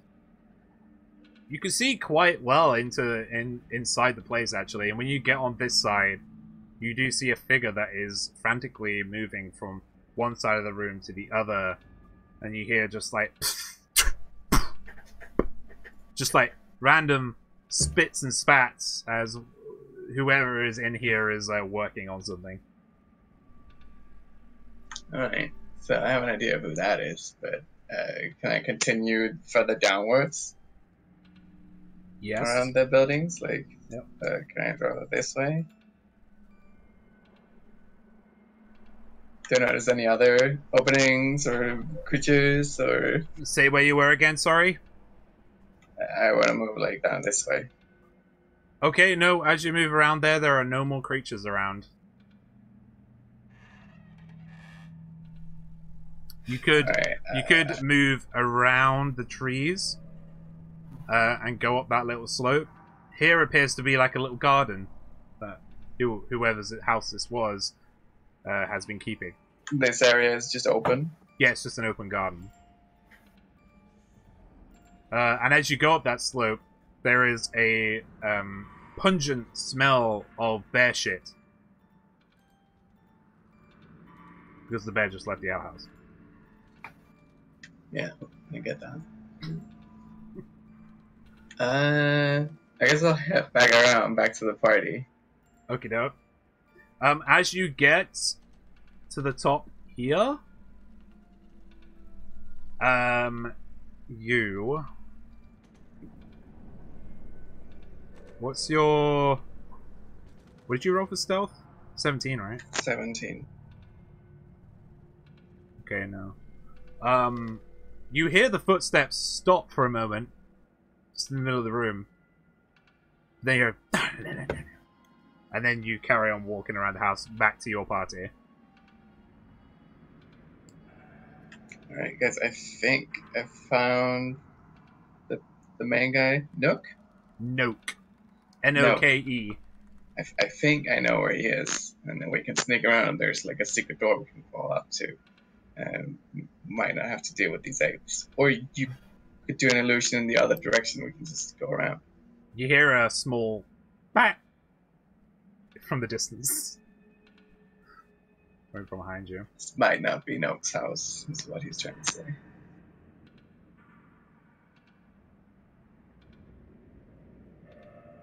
You guys want to go see what's in the house? I like that plan. By the way, on my Phantasmal Force, that second level illusion, it doesn't give any information on what can actually be done with it. If I believe rightly, Phantasmal Force, you can just say whatever they can come up with in their minds, because they will hurt themselves physically. So, yeah, it's up to your imagination what you can think up with that spell. It's a bit more. It goes into a bit more detail in the PHB. But yeah, let me just get a full passage here.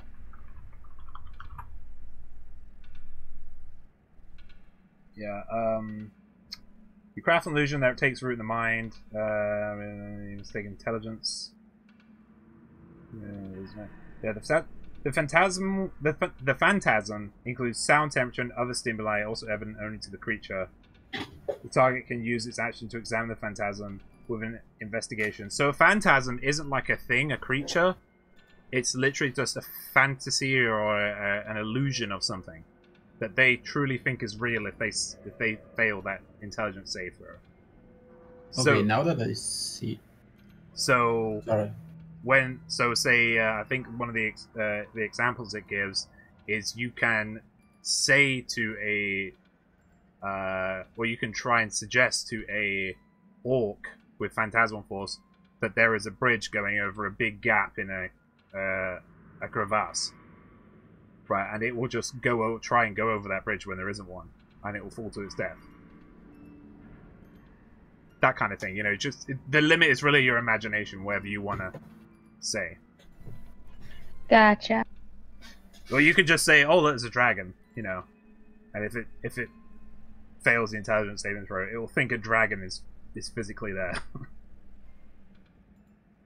That sounds good to me. Nothing like a dragon in the opposite direction to cause trouble. Phantasmal Force is an incredibly powerful spell. I really like it.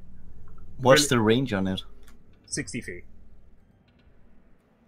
Shall I put you on the roof? Then you can keep an eye on it. You know, that's funnily enough, I think I'm actually small enough to be picked up. The question is the roof stable enough to hold me? This is a tree. These are trees. Other than the outhouse and the other two houses down the bottom left, the big thing in the middle, big circle in the middle, is a tree. The garden is a hollowed out tree, and the little room to the left, coming off the main central platform, is also a tree. These have been hollowed out and made into a living space.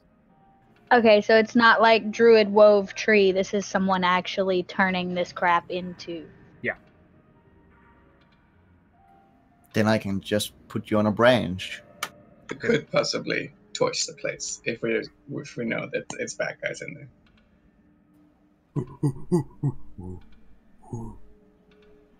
Is the wand flammable? The two apes that are closest to you start to look over at you guys. But well in your direction. They don't quite see you yet. I think I'm gonna try and cast Phantasmal Force on the, not the orangutan, but the black one straight up from it. This one. To make it think that its friend is something else and more dangerous. It no longer, like, not see its buddy there or see something right behind it. Like, I don't know, a small angry dragon. I don't know. Okay. Right, then, I just have to... They have shit intelligence! This is gonna go great. Ah, it rolls a 2! It rolled a -1. -0, sorry. -1, yeah. Not bad. What's a -0? -0. -0, yeah. Yeah, it starts to... it shakes its head a little bit as you whisper this phantasmal force on its mind. Looks over at the ape to its left. And starts to banging. It's not moving, but it's starting to bang on the floor and at the air like it's actually hitting its friend. Every now and then it starts hitting itself as it appears to be going mad. Do you want to roll damage for me? Oh wait, it's on every round, isn't it? I believe so. Each round on your turn, the phantasm can deal 1d6. What was the phantasm precisely? You said small angry dragon. What color? Let's go with red. Okay, so it will take, on its round, it will take 1d6... Well, no, it will take 1d6 psychic damage thinking it's fire damage. Right, that's how it works. There's that telephone. Hear that telephone? It's a fucking telephone in this place. I don't hear it. Oh, right, okay. Must be really low. Yeah, it is. I can only barely hear it. Okay, one sec. I need to turn it up. We don't have to get the phone. No, I mean, it's for the stream, man. Oh. The phone is important. It's part of the plot. Yeah. Yeah. No, it's not. What's funny about this spell? Sorry to keep talking about this spell, but one of the components is a bit of fleece. I didn't think he'd notice it was missing. Which is really funny. But yeah, I just would have assumed you just took a bit of fleece. I would have called you up on that, but you have a sheep ally. Right, yeah. So you roll 1d6 for me. Well, 1d6 psychic damage.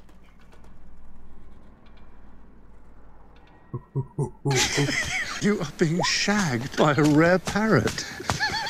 He thinks you are. That's another sub. Ow! He's really going for it. Thank you so much for the resub. I am 2 months old now.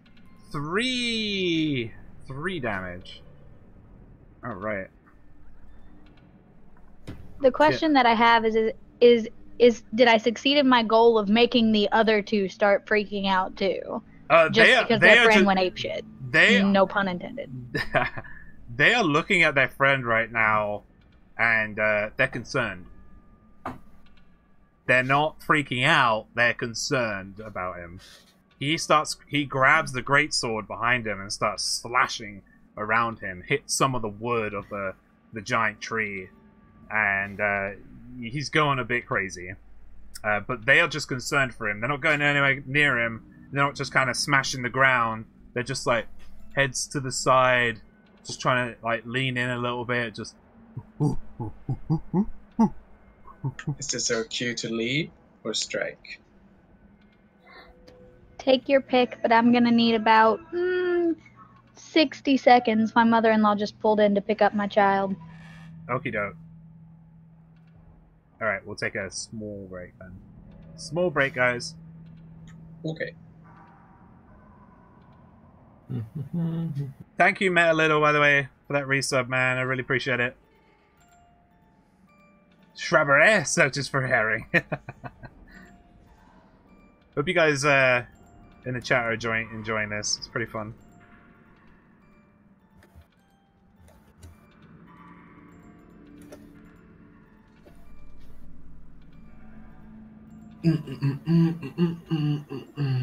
The water around here, where I am, has for some reason just recently got really cloudy. Makes me worry. Yeah, you worry. It's Yeah. always a worry. If I die tomorrow, I We leave will remember you. my PC to Keemstar. Because he's just an inspiration to this planet. And everybody Would it living have on an it. owner? What? Does it have an owner if you die? Does it have an Because owner? I'm available. Does the PC have an owner? Yes. It's going to No, be if you Keemstar. Oh, okay. Put me. Everything I own goes to Keemstar. Disclaimer, Oh. not really. Sorry? Because if I do die tomorrow, that's going to be...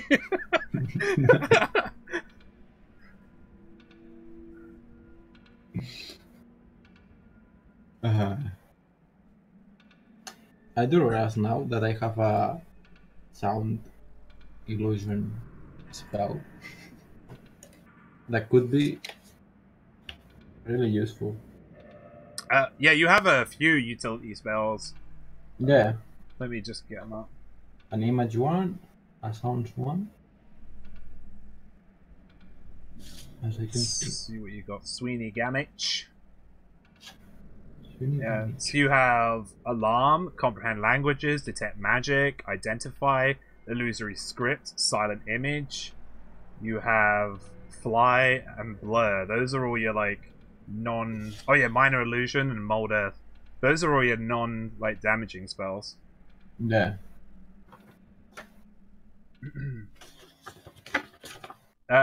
Just so you know, by the way, I mean, I'm not fully sure how sorcerers work, but I'm pretty sure you have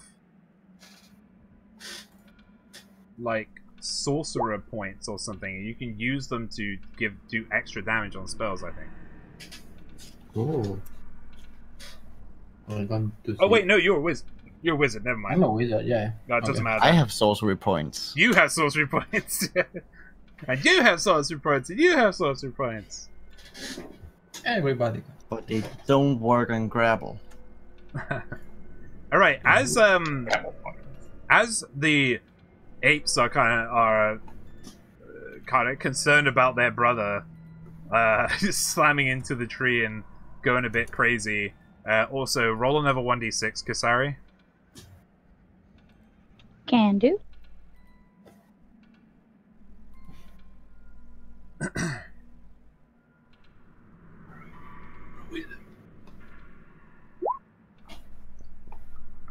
Again, the ape that was under the influence of phantasmal force starts hitting himself with the hilt of the greatsword that he has, and breaks his actual jaw, his lower jaw. I know he's He can't really talk. His tongue, well, not talk, but ape speak. His tongue is lolling out. Then you hear, "What?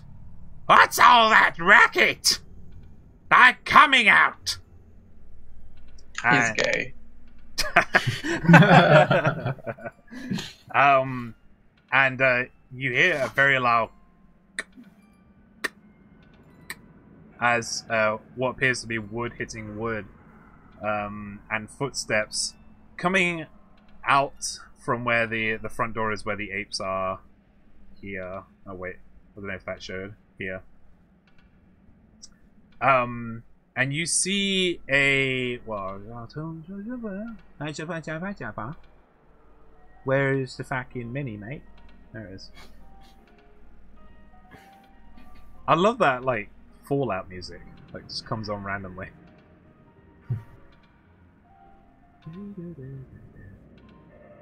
Oh. Yeah, and an old human-looking gentleman comes out, looks at both of them, almost gets hit by the ape that's going a little bit bonkers. Goes, "What's wrong with you?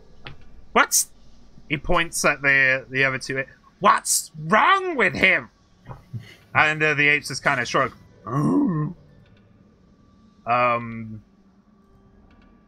Does it kind of fit the description of Nook or whatever? Nook? You hear a small bang.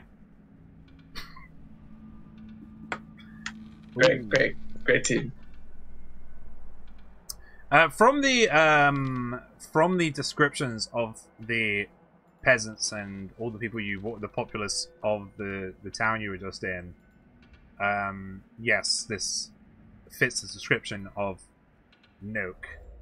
White, wiry hair coming down to a very well manicured beard, a short, stubby nose, and very old, very creased features, just more than usual. In his hair are just like grit and different colors, and there's some of his hair that's just been kind of blown out from the side, like he's you know, you imagine this is because of all the experiments he's been casting or what he's been doing in there. And he has a crooked quarterstaff, like a shepherd's crook quarterstaff on him. He actually looks straight at you, Aldhild, behind the bush. And he says, "Huh? Who are you? Why are you here?" Can you make a perception check for me, Aldhild? Yeah.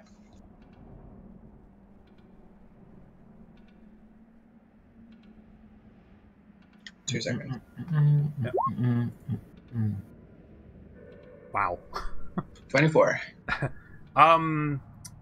You notice, along with the court staff, his blue robes, everything seems to be very, very well kept about this gentleman, other than his hair, which seems to be a recent occurrence. But of particular merit or worth knowing is on his belt, on his right-hand side, is this wooden staff that has intriguing markings on it. And on the tip of the staff, it's about, say, 2 foot in length. And on the tip of the staff is this, what looks to be a very ramshackle-looking iron ring with runes on it that encircle the tip of it. And it's just dangling there, and it seems a bit... It looks a bit like... It looks like it's been through a lot. And as you look at it, you hear, closer this time, another bah! Bah!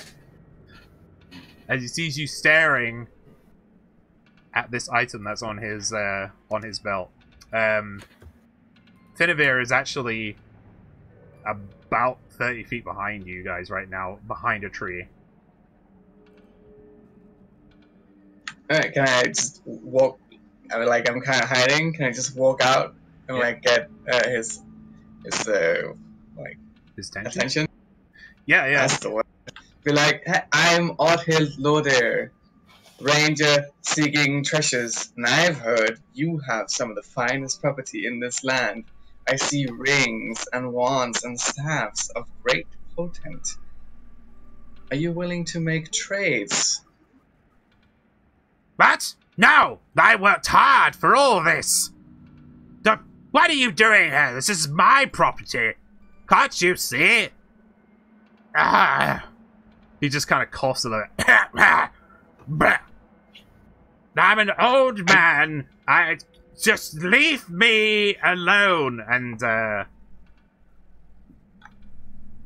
boy. But then, he spots, again, a small white tuft of wool behind a tree just behind you guys. What?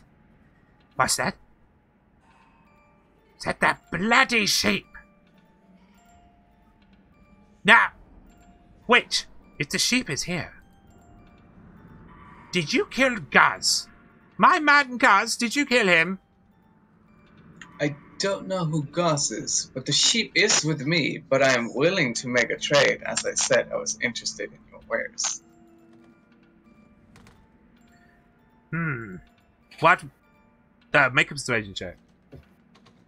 2 seconds.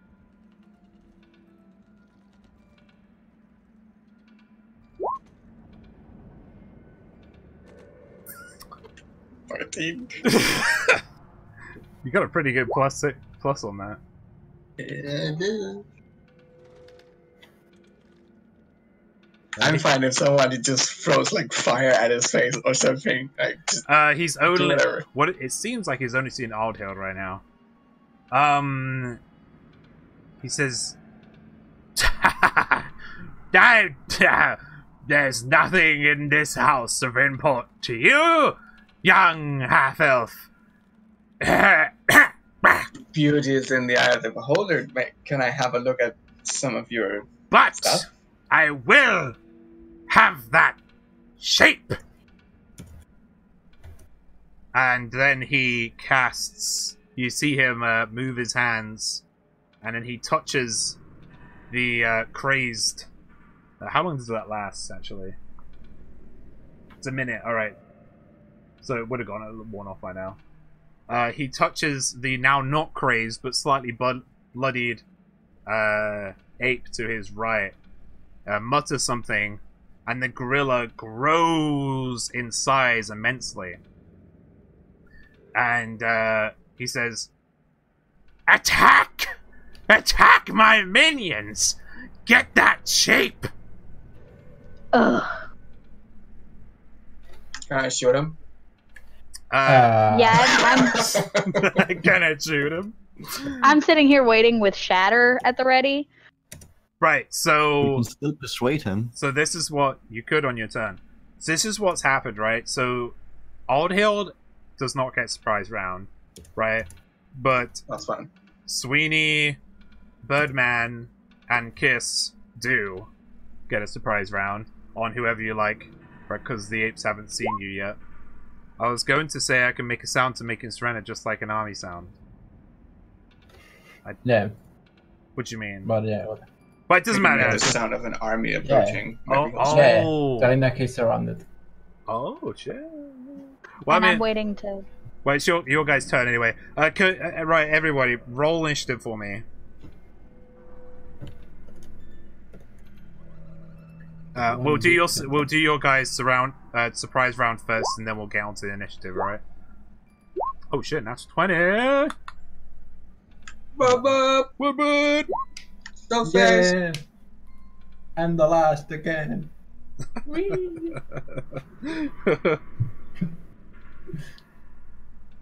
Okay. And all right.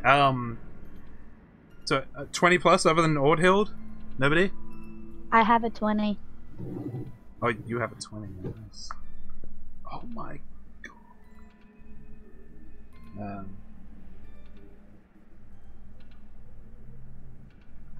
Okay.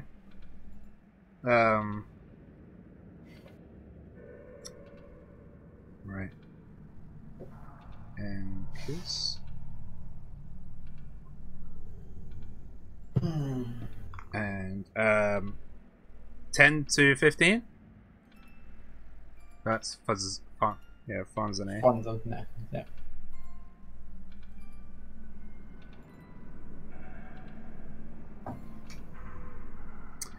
And 5 to 10. Me. You. Sweet. Okie dokie. So Old Hild again. You are first. What would you like to do? Don't they get a surprise round, the others? You don't. You go first, right? And then we'll do a surprise round. They haven't seen him yet. What we'll do is you get your turn. They're gonna do their surprise round. Then we're gonna start again. Right. We'll just go on to the next one. Other than you. So you have your turn now. Yeah. I want a 100 mark Nook. Okay. He And is hunter's shoot mark. at him. Okay. Go ahead.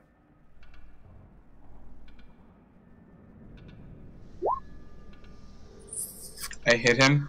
Oh, and that 20! How do you do crits? Alright, so you roll your dice. All the dice get double, basically. 100 mark? So you've hunted, yeah, including the hunter's mark.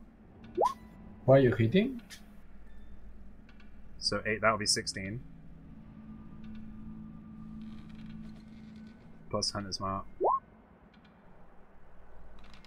No, wait, it's just a 4 that gets double from the regular attack, right? So that's 12 plus 8.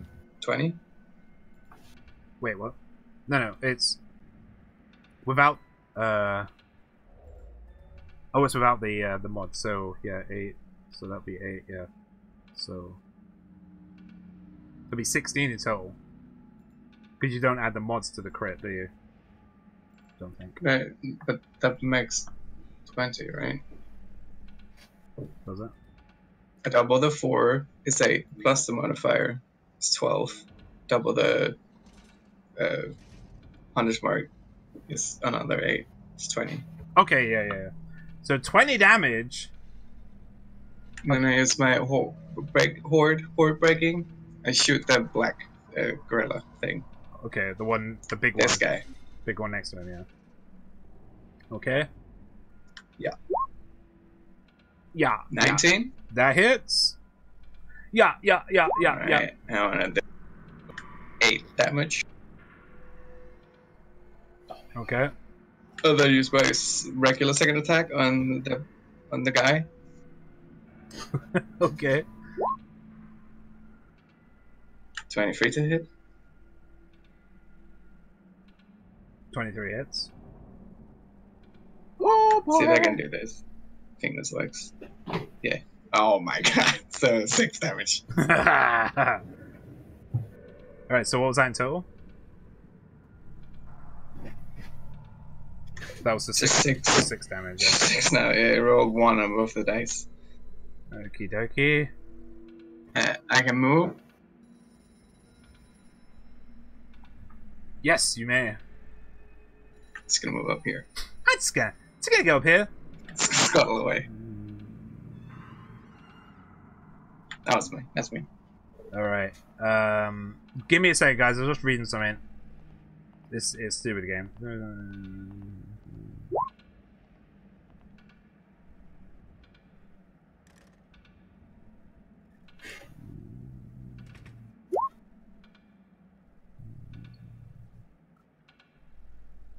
Okay. Alright, okay. Okie dokie. So you guys all gain a surprise round. So we got Kasari first. All the time, cat. Yeah, it's always there. Also, I need to change to battle music. Well, for my surprise round, I'm gonna need all 4 of these guys to make a con save. Are you shattering? I am. Okay. Nat 20 on Nook. And Nat 18 on the big ape, sorry. And the guy to the left, he rolls a natural 1. And the guy at the bottom, he rolls a natural 8. So they all fail because I got 0 to the... Right, whoa! The ape to the left and the one at the bottom fail. Noak and the big ape succeed, but they still take half damage, right? That is correct, and I am going to add an extra d8 to it by casting it from one of my 3rd level slots. Oh, wait! God damn! Yes. Yes! Alright, let's get this damage underway. Are you kidding me? Alright, Nope. Alright, so the big ape at the front, he just gets to like about 14 feet tall. He's massive. Then as soon as he gets up there, the ground swallows him up. And there's just a big lump. And he's actually dead. He died. Rip. Rip monkey do. Let me just stick a thing on him. Oh wow, these two. Okay, yeah. All of the apes die. Oh shit, they didn't even get a chance! Now you know why my response to "Do you want to play a bard?" was hell yes. Yeah. Yeah, they both die. They both die. Come on, come on. Come on, roll 20. Come on! Roll 20 is not working with me here.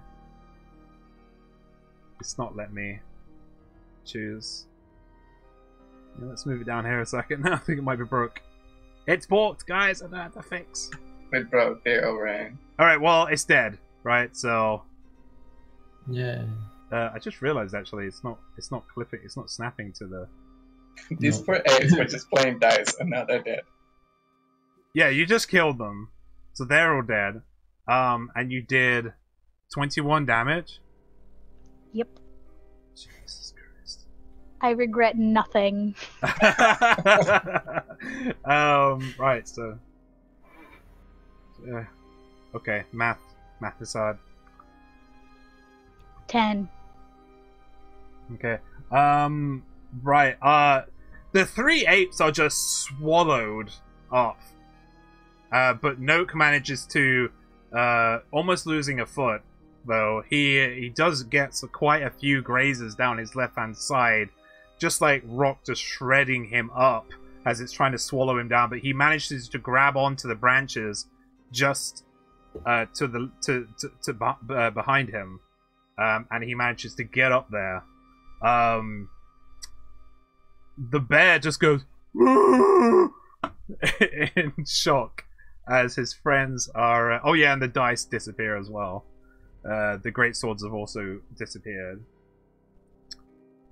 Alright then. Okay. That's your turn, right? Yep, that is my surprise turn. Alright. Yeah. Farnsene. What? I have a question. Yes? Does it involve rope? It involves my spells because I only have cantrips. Oh, really? Yeah. What? Hang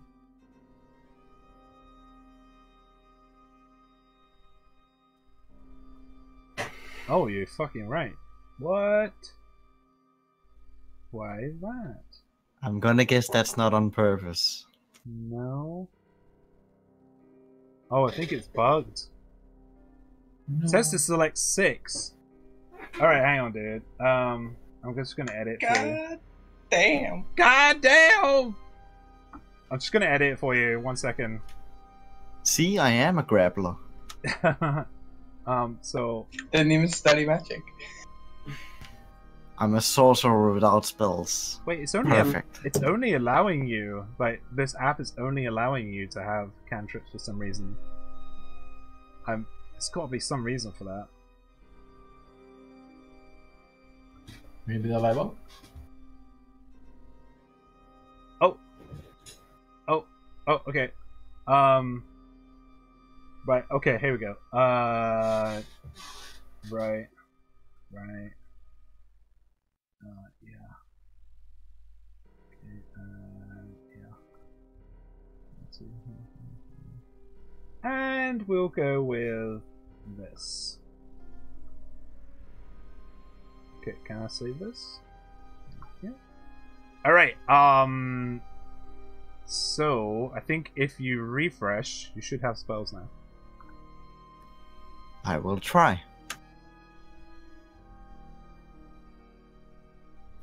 I do. Use them.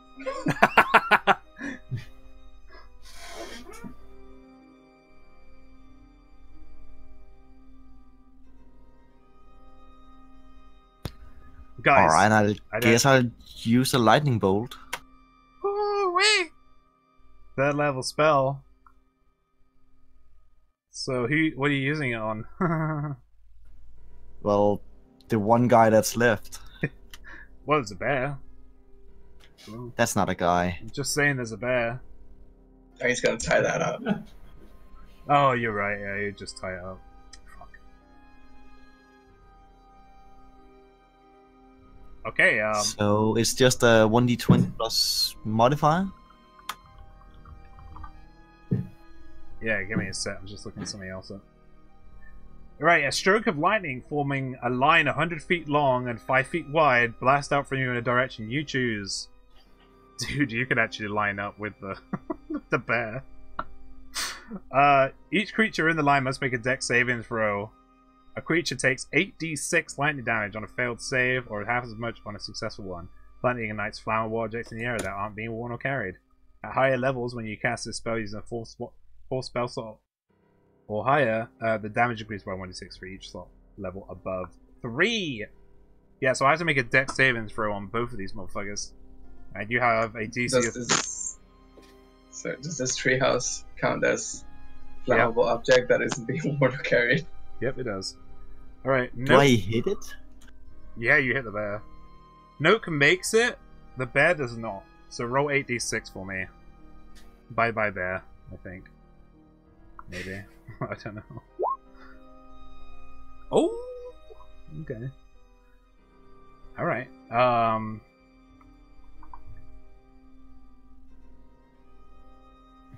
So what's that halved? 12? Yeah.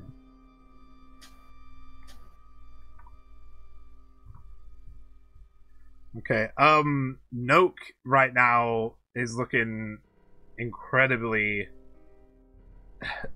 injured. He then uses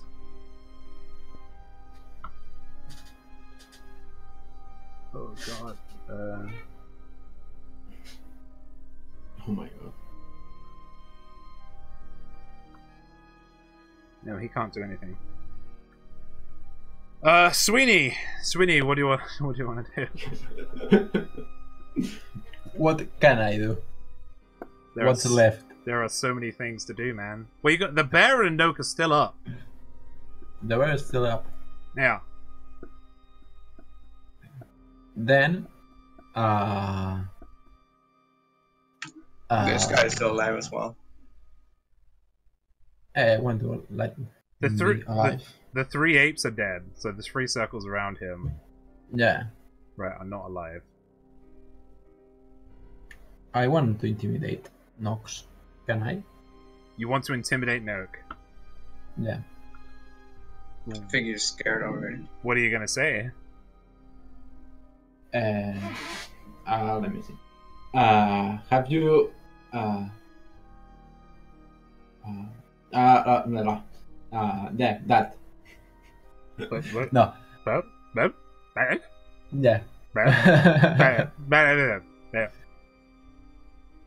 Yeah. Are you no. Fuck it. Oh. I don't know what to say. Huh? It's strange, but I want to say something. Oh. But I cast comprehend languages on him.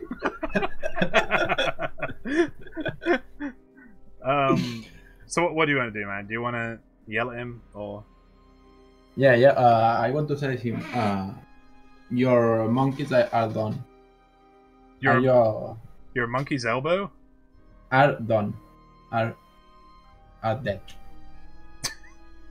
Will you surrender now, or we will keep doing it? Oh, you're trying to get him to back down.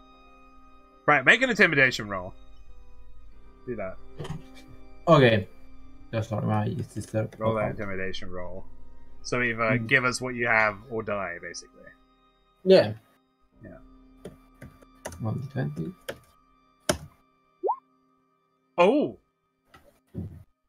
All right. I did something.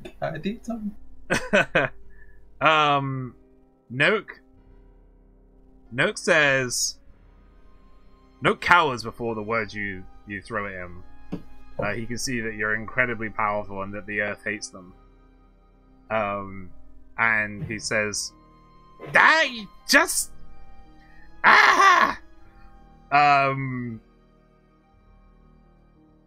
if my master, he's not my master anymore. He wouldn't treat me with any respect. He made me cook. He made me clean. He made him a cook. He made me do everything that wasn't becoming of an apprentice." Right, and then he looks over at the sheep, or the direction of the sheep, and he says, "Did you? And that's why I did it! Because you're an asshole! You would never let me do any spells! I'm only a human, not some elf that can live for hundreds of years. There's only one generation. Only 80 years maximum. You'd never let me learn anything, would you?" Then with his knees knocking, I am not a crook, he uses Expeditious Retreat, and he dashes back into the house, and you hear a loud crash. Finding Massey turned him into a sheep. Well, there ain't. Yeah, there you go. Sounds like us. But then you hear him rush into this room. And you see him fiddling around as you guys are running towards the door. Then you hear as he locks the door to his bedroom, because this is his bedroom. You see him point something at something, and there's a and a massive stomp, couple stomps, boom, boom. Then he shoots up into the air. Something shoots up into the air, rather, and crashes out the top of his bedroom. It's something that looks wooden in nature, but very draconic. It's made out of branches and twigs, but it's also got like bed sheets for wings, and like a tiny pillow at the end of its tail. And its scales are kind of in a coloration of his brownish sheets. He seems to have turned his bed into a dragon. This seems like a good time for someone to have fire. Anyone have fire? He goes in for a dive. And give me a sec. Is it possible to get a shot off on him? He's going to use the dragon. This dragon is about, say, 10 feet in length. It's not very big, but it carries his very slight frame. The dragon casts Splinter Breath on you all. It takes a big deep breath, and you see these splinters shooting out. It's going to hit in a 15-foot cone. Give me a sec here, guys. Just gotta...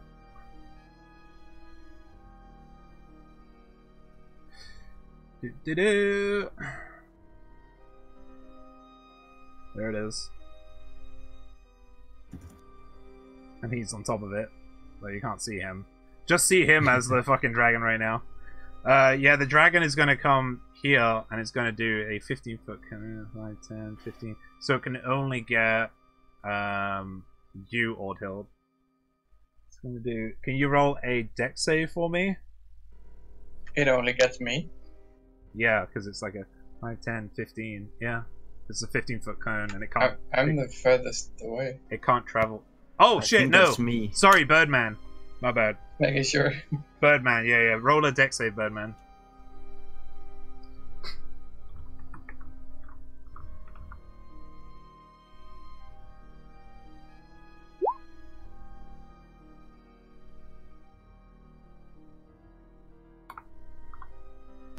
$18?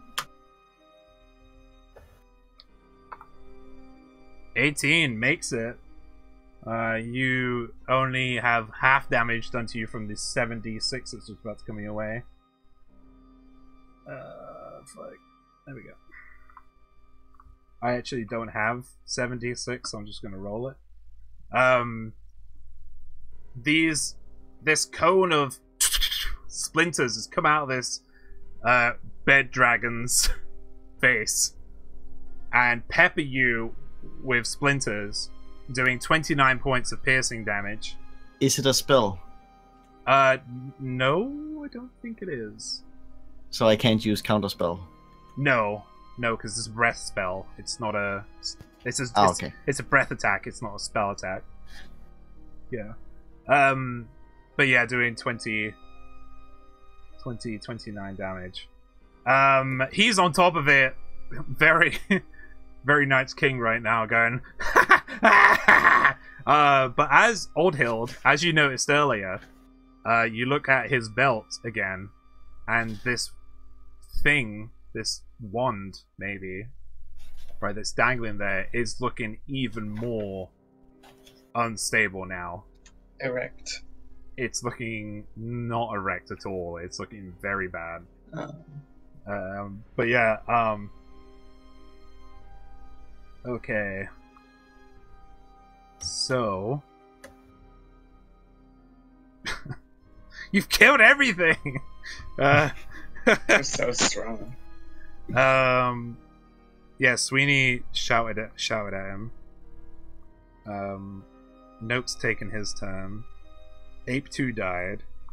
Old Hill, sorry. Your turn. Old Hill. So he's on top of the dragon, right? He's Yeah. riding it? Yeah, he's on top of the dragon. Can I shoot him still? He's behind half cover right now. The dragon, but you can take a shot. The dragon is half covered? It's pretty big compared to him. I'm just asking if that was what it was. Yeah, it's also in the shape of kind of like how you would imagine a bed to bend around and become a dragon. Okay. Right. So Sure. quite a lot of cover. Imagine that all the time. Yeah. So Exactly. what does that mean? How do I... All I right, wanna shoot at him. you don't need to do anything. It's all me. So just roll a d20. Right. Yeah, it just adds AC to him. Not much, to be honest. 28 to hit? That hits him. Yeah, hits him. Okay. I still have Hardest Mark on him, right? You do, yeah. It's a 7 damage. Oh. The dragon's within 5 feet of him, right? Yeah, it is. So I can shoot the dragon with my feet? Yeah, you can, yeah. Excuse me. Bed dragon, yeah. 25 to hit. That hits, man. So 8 damage to the bed. Bed dragon? Call it by its proper name, thank you. I want to try and hit the... No, whatever. Before you do that, regular attack. Okay. as you hit the dragon, Note goes, no, no, no, no, and the bed dragon turns back to a bed again. Did I deflate it? No, he hit his he failed his concentration check. Oh, nice. Turns into a bed, like a ramshackle bed in the air, and then it just lands completely destroyed. You're not repairing that one, okay? And he lands taking 2d6 damage. This poor guy. 6. There we go. Taking 11 damage. Hang on. This is no more, so just gonna delete that. That's a bed now. And he is very injured. He then plummets to the ground. There's just a sudden thud of his face meeting mud, and then he just stands up, gets this wand that's on his belt, and he goes, "No, no!" And then he, like, there's a light from the wand, and he's casting on himself. Wants to change himself into something. A sheep. He fails. It's pathetic. Right, he fails, and the end of the wand kind of goes. It's kind, you know, Ron Weasley in Harry Potter when he has that shitty wand. It goes, and he just twirls and curls and like rips and tears, and then comes back together again in this swirl of flesh and bone, and then he plops on the floor into this pile of gooey mess of many mouths and eyes and arms, and all of the mouths are moaning, and they're crawling towards the nearest target, which is Birdman. All you can hear is just constant echoing weirdness. This gibbering mouther is coming towards you, Birdman. The wand is now, as well as his overalls and everything he owned, is on the floor, left behind in a slimy mess. Right, what were you going to do next, Oddheld? Shoot him. He's still the same thing, right? So he's still Hunter's Mark? Yeah. Okay, so I'm gonna shoot at him. Yeah. 27. 27. That hits. Jesus, you rolled really high, man. Yeah. I'm gonna use Ensnaring Strike, so when I hit, he has to make a strength save, basically. Okay. And if he doesn't make it, he's restricted. Okay, they don't have a lot of strength. If he's large or larger, he gets advantage. Nah. No, you rolled a 5.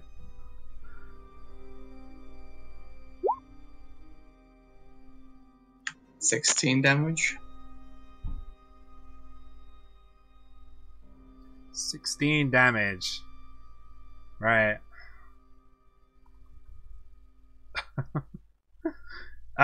Yeah, so your arrows kind of, you just hear like this thud of these arrows just being absorbed into this fleshy mass, but there are wails of pain every time something hits them. Is that your turn now? That's my turn. Okie dokie. Who we got next? Kisari, it's your turn now.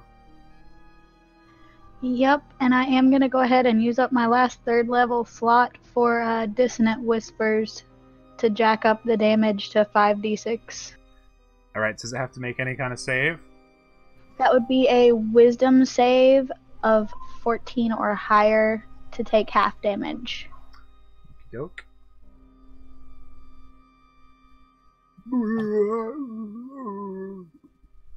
Oh, it rolled a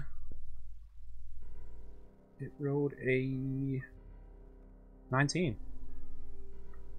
So it takes Okay. half damage. I will go ahead and roll that so you can take half damage appropriately. Yarp.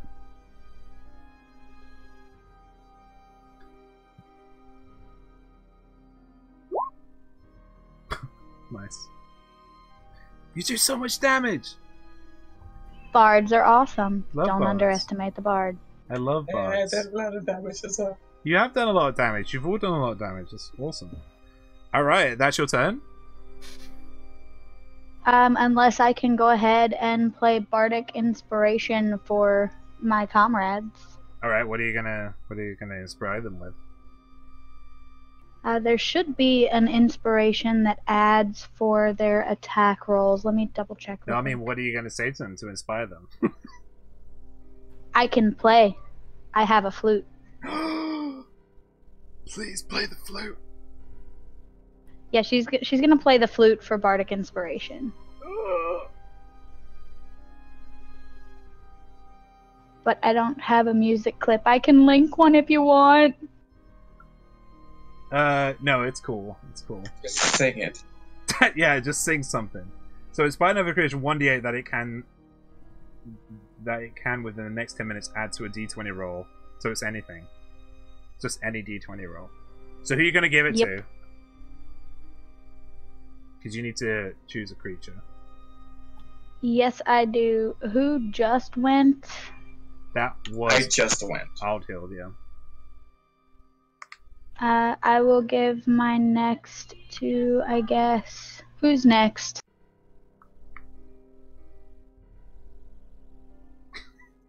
Got a pillow to walk the dragon down. Which one's next? This guy? Oh, Or next. this- Sorry. Yeah. It's Fanzane. Yeah, it's Fanzane's name. I will give him this Bardic Inspiration. All right. So you have a 1d8 to spend as you wish in the next 10 minutes. Okay, Fanzane. Woohoo! Okay, and that's your turn, yeah. That's it. Fanzane. Would you like to All do? right.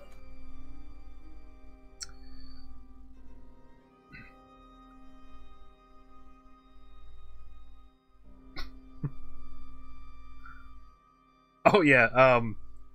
The bear was on fire actually. But carry on with your turn. I'm just calculating damage. Yeah, the bear dies. It didn't even do anything. Didn't know. It just had his shit. And then you guys came along. Ruined his day. I'm gonna use a Ray of Frost, I think. Okay. Yeah.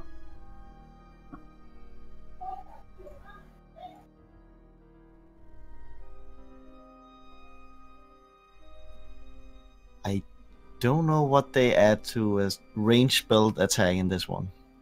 Let me just check for it. I think you should have a spell modifier plus proficiency. I think that's it. Oh, are you sure about that? No, Says one action. but I think it is. A frigid beam of Ranged attack spells should be your dex like any other ranged spell, Well, if I'm not mistaken. You got +5, dude. So All right. It's a spell attack, alright? So go ahead. Roll that d20. Yeah, you hit him. And it's 2d8. You casting it at high level, eh? Oh no. No, you It's as soon as I hit level 5. No, it says, oh yeah, when you reach 5th level. Yeah, you're right. Awesome, 2d8. Go ahead. Oh. Lame. Oh. It's, by the way, you've reduced its speed by 10. It has 10 speed. Literally It's can't move. something. It's also restrained. Yeah, it can't move. I don't think it's doing anything, guys. I feel like we're the bad people now. We're the party. We're always the bad people. This guy came out, inflated a bat. Now he's dying. That's all he did. Yeah, that shatter really fucked them. Really fucked them. Right. I think that's all I can do. Yeah, yeah. All right. Sweeney, it's your turn now. Yeah. What would you like to do, Sweeney? Fucking slay. Slayer. What do you do? I don't know, man. What you want to do? You want to shout at them again? Yeah, I think so. They're pretty much like just moaning incoherent words at all of you right now. All these mouths. Just Can I will ask you something. Huh? Can I do the mold earth? Mold earth? Like some handcuff? Let me just see what that does. So I can push him back into the tree and handcuff.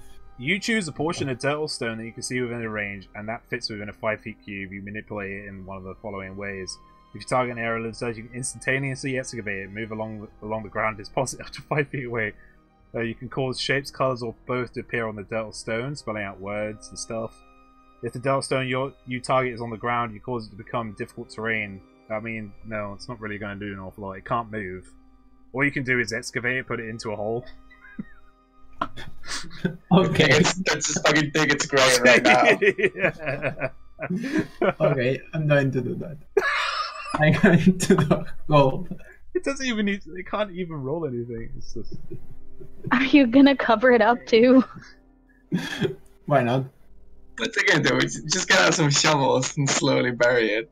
Well, he excavates it with the spell instantaneously. So there is a 5-foot hole, and it is around 5 foot in length. There's a 5-foot hole, and as you cast it, instantaneously, it disappears from view down into a 5-foot hole. Just now, it's just a non-moving puddle of mouths, limbs, and flesh in a hole that can't move.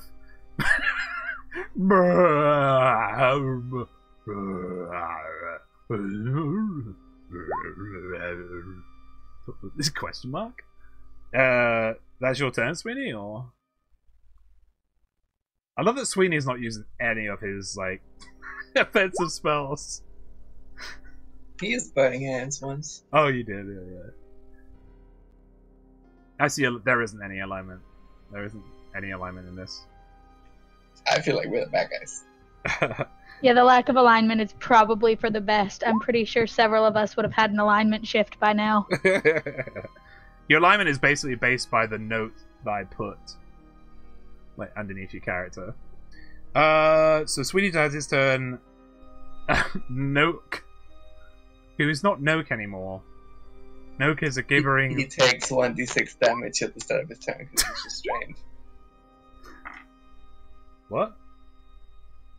Is that a thing? Oh yeah, because you have your. He takes 4 damage now. Oh shit, man! He takes 4 damage. I mean, he can use an action to attempt to break the grasp with a strength check. I mean, he'll try. He can't really do anything. This is 13. He rolls a 10, natural 9. He has +1. 10. Then he's still restrained. It's still a non-moving yet moving puddle of yuckiness in this hole that you guys have dug. Outhild. Is it my turn? Yes. I guess I can't shoot him anymore, eh? You might have to drag Tastic up again. Oh, did he leave? He had some mic problems, I guess. Oh, sorry, dude. Hang on, that's my bad. Here you go. You should be good now. Oh, fuck. He went very bad. Hello? Hello? We still here? Outhill, it's your turn. Yeah, I can't shoot him from here, eh? You can shoot him, it's just really with disadvantage. Is he I'll take it. not also on fire? Huh? Lightning strike sets him on fire too. Only if he was flammable, and he wasn't really flammable. Alright. Except the bear was very flammable. A natural 1 to hit. The other one was a 2. Yeah, that... Oh, wait. Oh, it's a natural one. Never mind. Would 10 hit him? Gibbering Mouth is of no AC. Hey, dude. I'm But yeah, you try, but miss. Do you want to take another shot? Yes. Don't you dare hit me in the back. What happened? 19 to hit. 19 hits. Daddy wants a kill. 12 damage.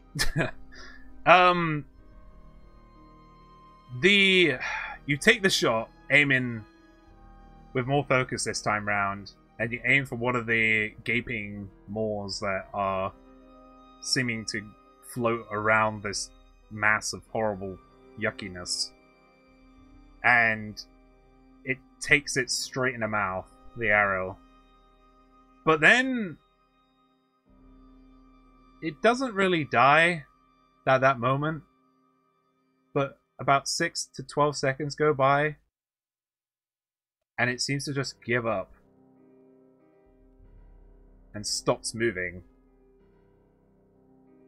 And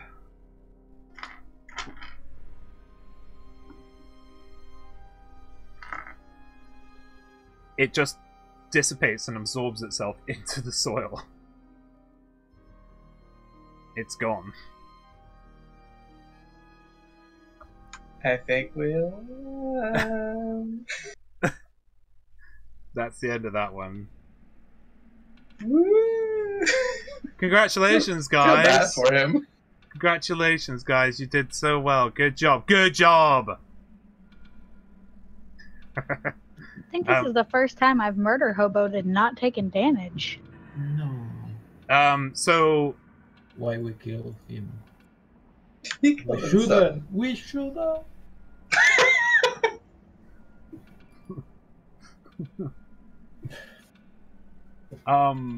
right. So hang on. Yeah, so thin of the air comes, you just hear like a light clopping coming your way. Wait,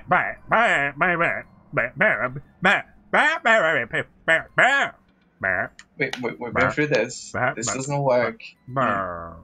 Show us.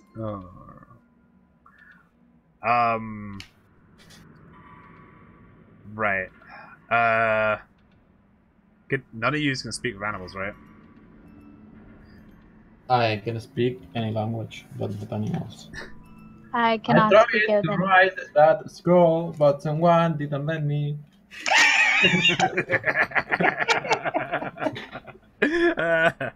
No, I didn't. Sweeney instantly dies. Right, so Benevere actually goes into the house with purpose. The door that Noak had left open, gives the wand a short look, but rummages through his workshop and grabs a roll of paper, comes out, and a very similar looking piece of paper with a very similar seal, I'll speak of animals, is on it.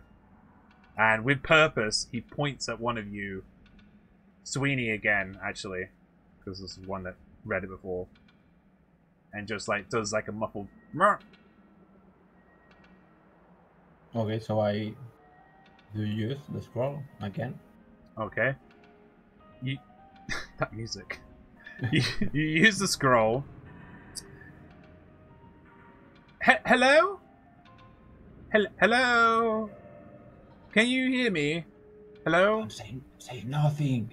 Hello? Hello? Hang on. He needs to know if you... No, he's not knowing that. Hello? Hello? Go... Oh, this is useless. He goes over to the body and picks up the... well, tries his best to pick up the wand with his mouth. And then goes over to you, Sweeney. Yeah. Drops it on the ground, points at the wand, and then tries to point at himself with his nose. Points at the wand, points at himself, points at the wand, points at himself. And he's like, under his breath, going, "Oh, for Pete's sake. The wand! Use up me! I Wand! think he's saying that he's giving us the wand. A gift from him to us. The wand! No! That is not what I'm saying! The wand or me! The wand... Many riches! Oh, they don't understand. Turn him back into a person. This wand is probably worth quite a lot.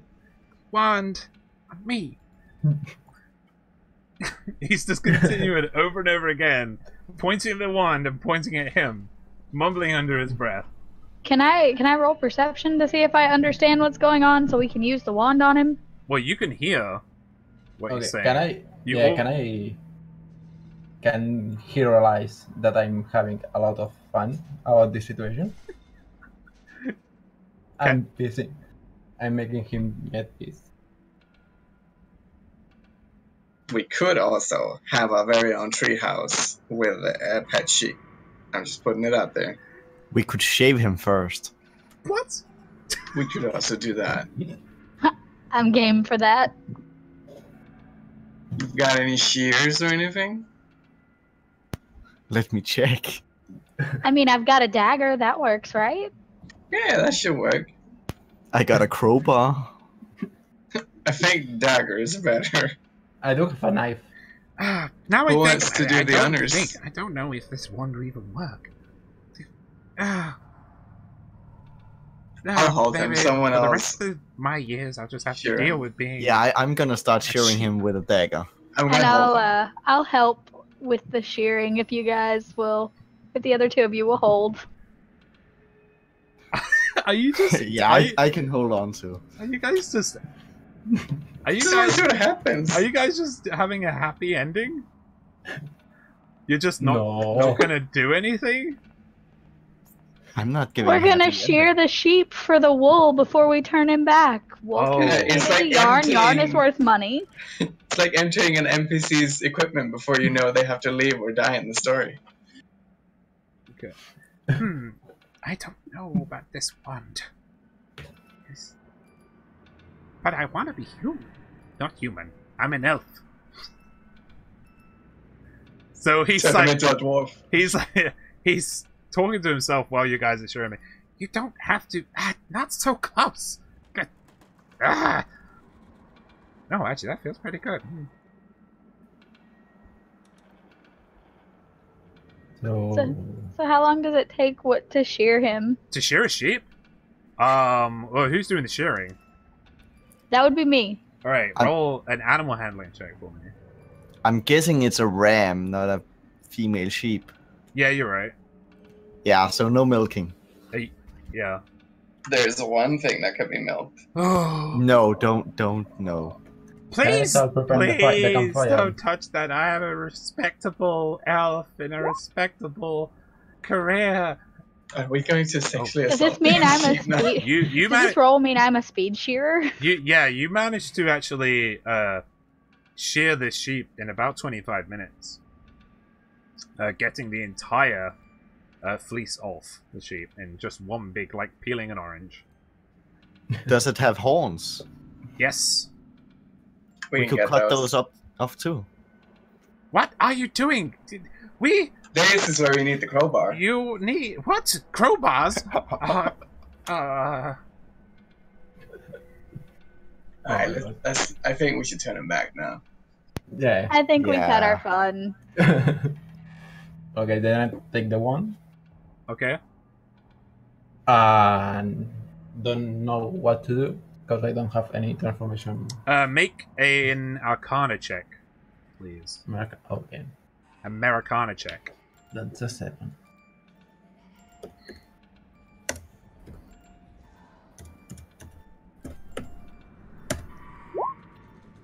A 14. Yeah, it just seems like a point and shoot, really.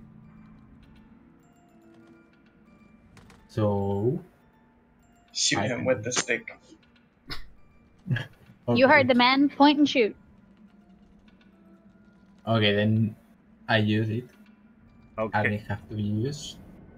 Okay, so you point the wand. It shakes a little in your hand. There's a sizzle and a spark at the end, but a very lackluster beam hits Finavir. Can you roll an Arcana check for me? Another one. Another one. Yeah.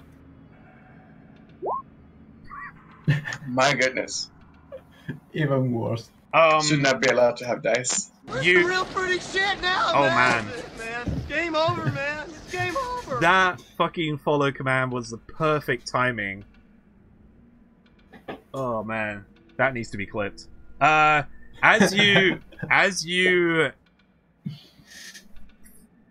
fire your true polymorph ray, modified true polymorph ray, at a very happy and content looking Finavir, finally ready to become the elf he has wanted to be for the past 2 years. He would miss the taste of grass. He would miss getting tickles behind the ear, but he just loved being an elf so much. Before your eyes, the sheep twists and swirls, and hooves start bending in on the mass of the sheep. It starts to sprout many heads. It starts to twist again, tearing bone and flesh. Again, down is something that you recognize. Another gibbering mouther, but this time with many sheep mouths. Just bah, bah, I think. bah, Give me that wand. bah. Except now, there is no.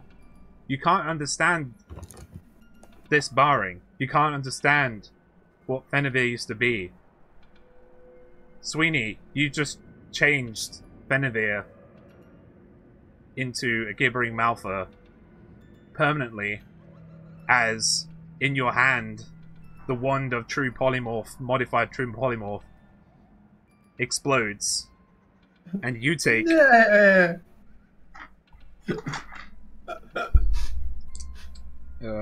wand exploded. Yep. Oh my god. You take Let's kill him. 17 points of psychic damage. As the explosion just racks your right arm. The pitiful, gibbering sheepmouther just doesn't go to attack any of you. It's just sitting there, a puddle of sheep faces and limbs, and the occasional tuft of hair, wool, sorry, just poking out, a deep red purple color, just swirling around. Bah! Bah! Bah! I think we should put it out of its misery. Agreed. Yeah. Bat once if you agree, bat twice if you don't. But It's just continuing to bar over and over again. It's continuous. It hasn't stopped doing this since you turned it into one of this. it's saying agree, agree, agree, agree. I think so too. Let's end its poor misery. Okay. I drive Hamlet through it. Yeah, it doesn't take very long. You just split it in half. It doesn't fight back. And it just kind of fizzles and soaks into the ground around his home. You mean our home now? That's exactly what I was just thinking. Shall we rate it for goodies? So We can just live here.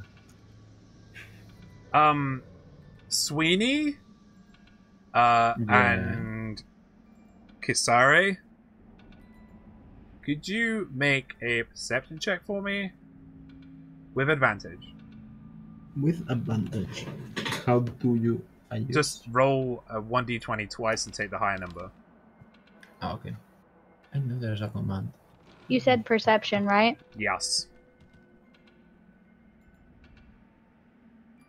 Oh wait, and Fanzane as well.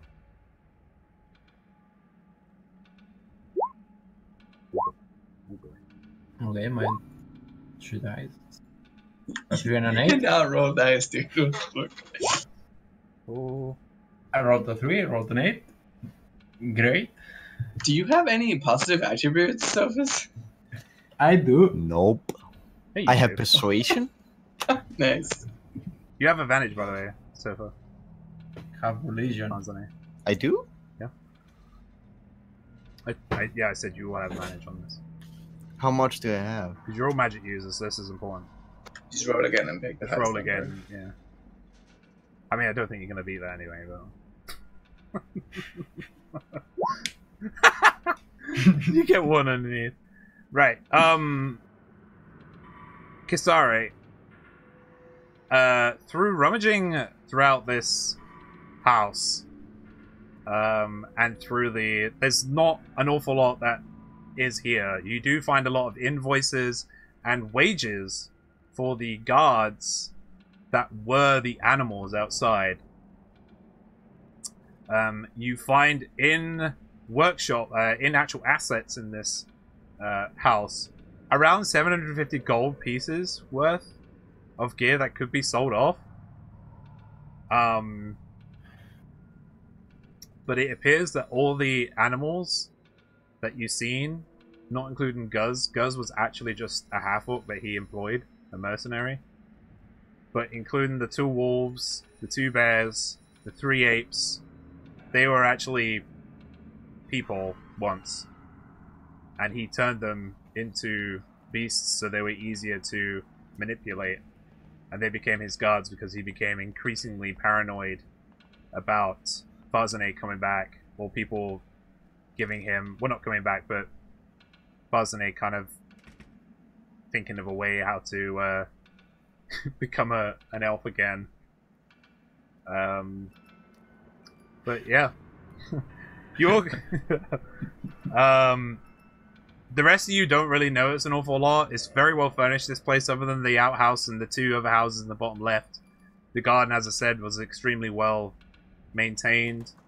There is a kitchen and a dining room in the top left. There is a living room in the bottom left, and the workshop took up half of the entire tree.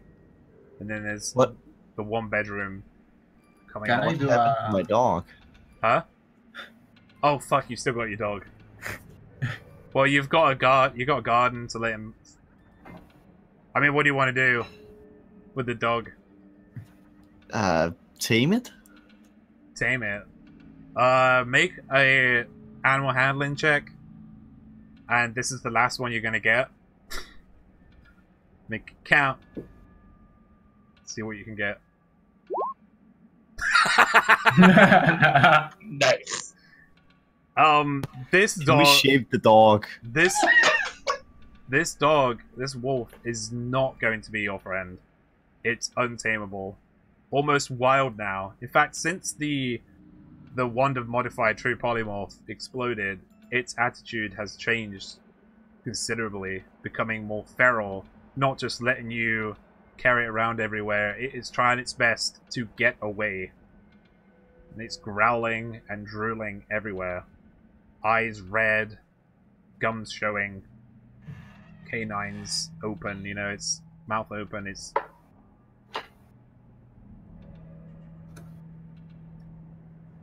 Okay. But yeah, I think it's time to let it go. Huh? I think it's time to let it go. I don't know, guys, what do you want to do? What do you want to do? Come on. Make a decision. Can I do an investigation check inside the tree house? Inside what house? The tree house. Everything. You've already tried that. Oh, is that perception? Because there wasn't... the only person that actually found anything of worth was Kiss. And there isn't anything of worth in here when it comes to currency. No special magical items. Fanzania didn't have plus didn't have investigate. anything in here for you guys to reward you with, because Noak had actually taken everything because of his paranoia. And spent everything because of his paranoia. But you have found, like Kiss has found for the party, or not, because it's up to her whether she wants to say or not, but she's found 750 gold pieces worth of assets in workshop, utilities, bottles, flasks, books, that kind of thing, throughout the house. Consider it inventoried and the assets neatly divided. I wouldn't be doing this if you hadn't put on her character sheet that she was dependable. Aww. Let's put the dog inside and burn the house down. Okay, you know what? I'm tired of discussing the dog. If nobody's paying attention, I'm just gonna slip my dagger into the space between the base of its skull and its spine. That's fine. Okay. That's fine. Do it. There is a small yelp, but it didn't feel much pain as you slide the dagger into the back of its neck. But yeah, now this is a desolate, well-known area by the villagers that has now got numerous dead bodies around it. But yeah, you seem to have completed your journey as far as this far anyway. Well, since we've killed everything that we saw today, I suggest we go back and finish the drinks that we started yesterday, and then probably leave and never come back to this place. Yeah? I'm okay with this plan. We have our assets divided and ready to go to sell off or keep as needed. I don't know reason to come back. Alright. Sweeney? Yeah, the same. I don't know. And Fazane? Sure. Yeah. As you guys venture back to the town, there is a lot of talk. As you venture back in, they see you go towards the tower. People are asking questions underneath their breath. You know, they haven't seen the sheep come back. They haven't seen Note come back. They haven't seen Fathers in here come back. There's a lot of questions like, oh, where are they? Where are they? What's become of Fazane's tree? But you carry on walking, ignoring their questions, venture into the tavern, and carry on with your week-long break of just drinking and eating. Your mind's at rest. And that's the end of the adventure. For now. Well, this adventure. Woo! We did it, and we barely took any damage. It's literally, Well, I mean, combined. You did not. Take this many damage. I took a bit. You were the tank, definitely. You all gain 500 XP, by the way, each. I don't think we have any way to track that. Nope. Doesn't matter. Nope. I don't know if you want to use these characters again. You seem to enjoy I would them. want to use this one again. Yeah, you seem to enjoy them, so... Yeah. Yeah, What's if this, funny, if having this can continue, then one. sure. We can continue them if you want to. Like, this was just this is the first one shot I've done with, like, followers and friends, so, on the Twitch channel in this kind of setting, so... Be cool to do more. Right. If you want to do it again with us, I'm game for this character. That's for sure. By the way, I just want to point me out, too. I completely forgot this, but Sweeney Gamich, you could actually talk deep speech, giant, and orc, and Gibbery Mouthers speak deep speech. What? Oh shit, we could have spoken to you could Farnsworth or whatever. have spoken What to deep the speech? deep speech is a language. Yeah. No treehouse sleepover. No, they they I think Oh, sleep at the Oh my scene God. of the crime. I think if they stayed, well, I'm just assuming here, so tell me if I'm wrong, guys. I think they assume that if they stayed there, they'd probably get mobbed by the local town because both the apprentice and the master wizard are dead.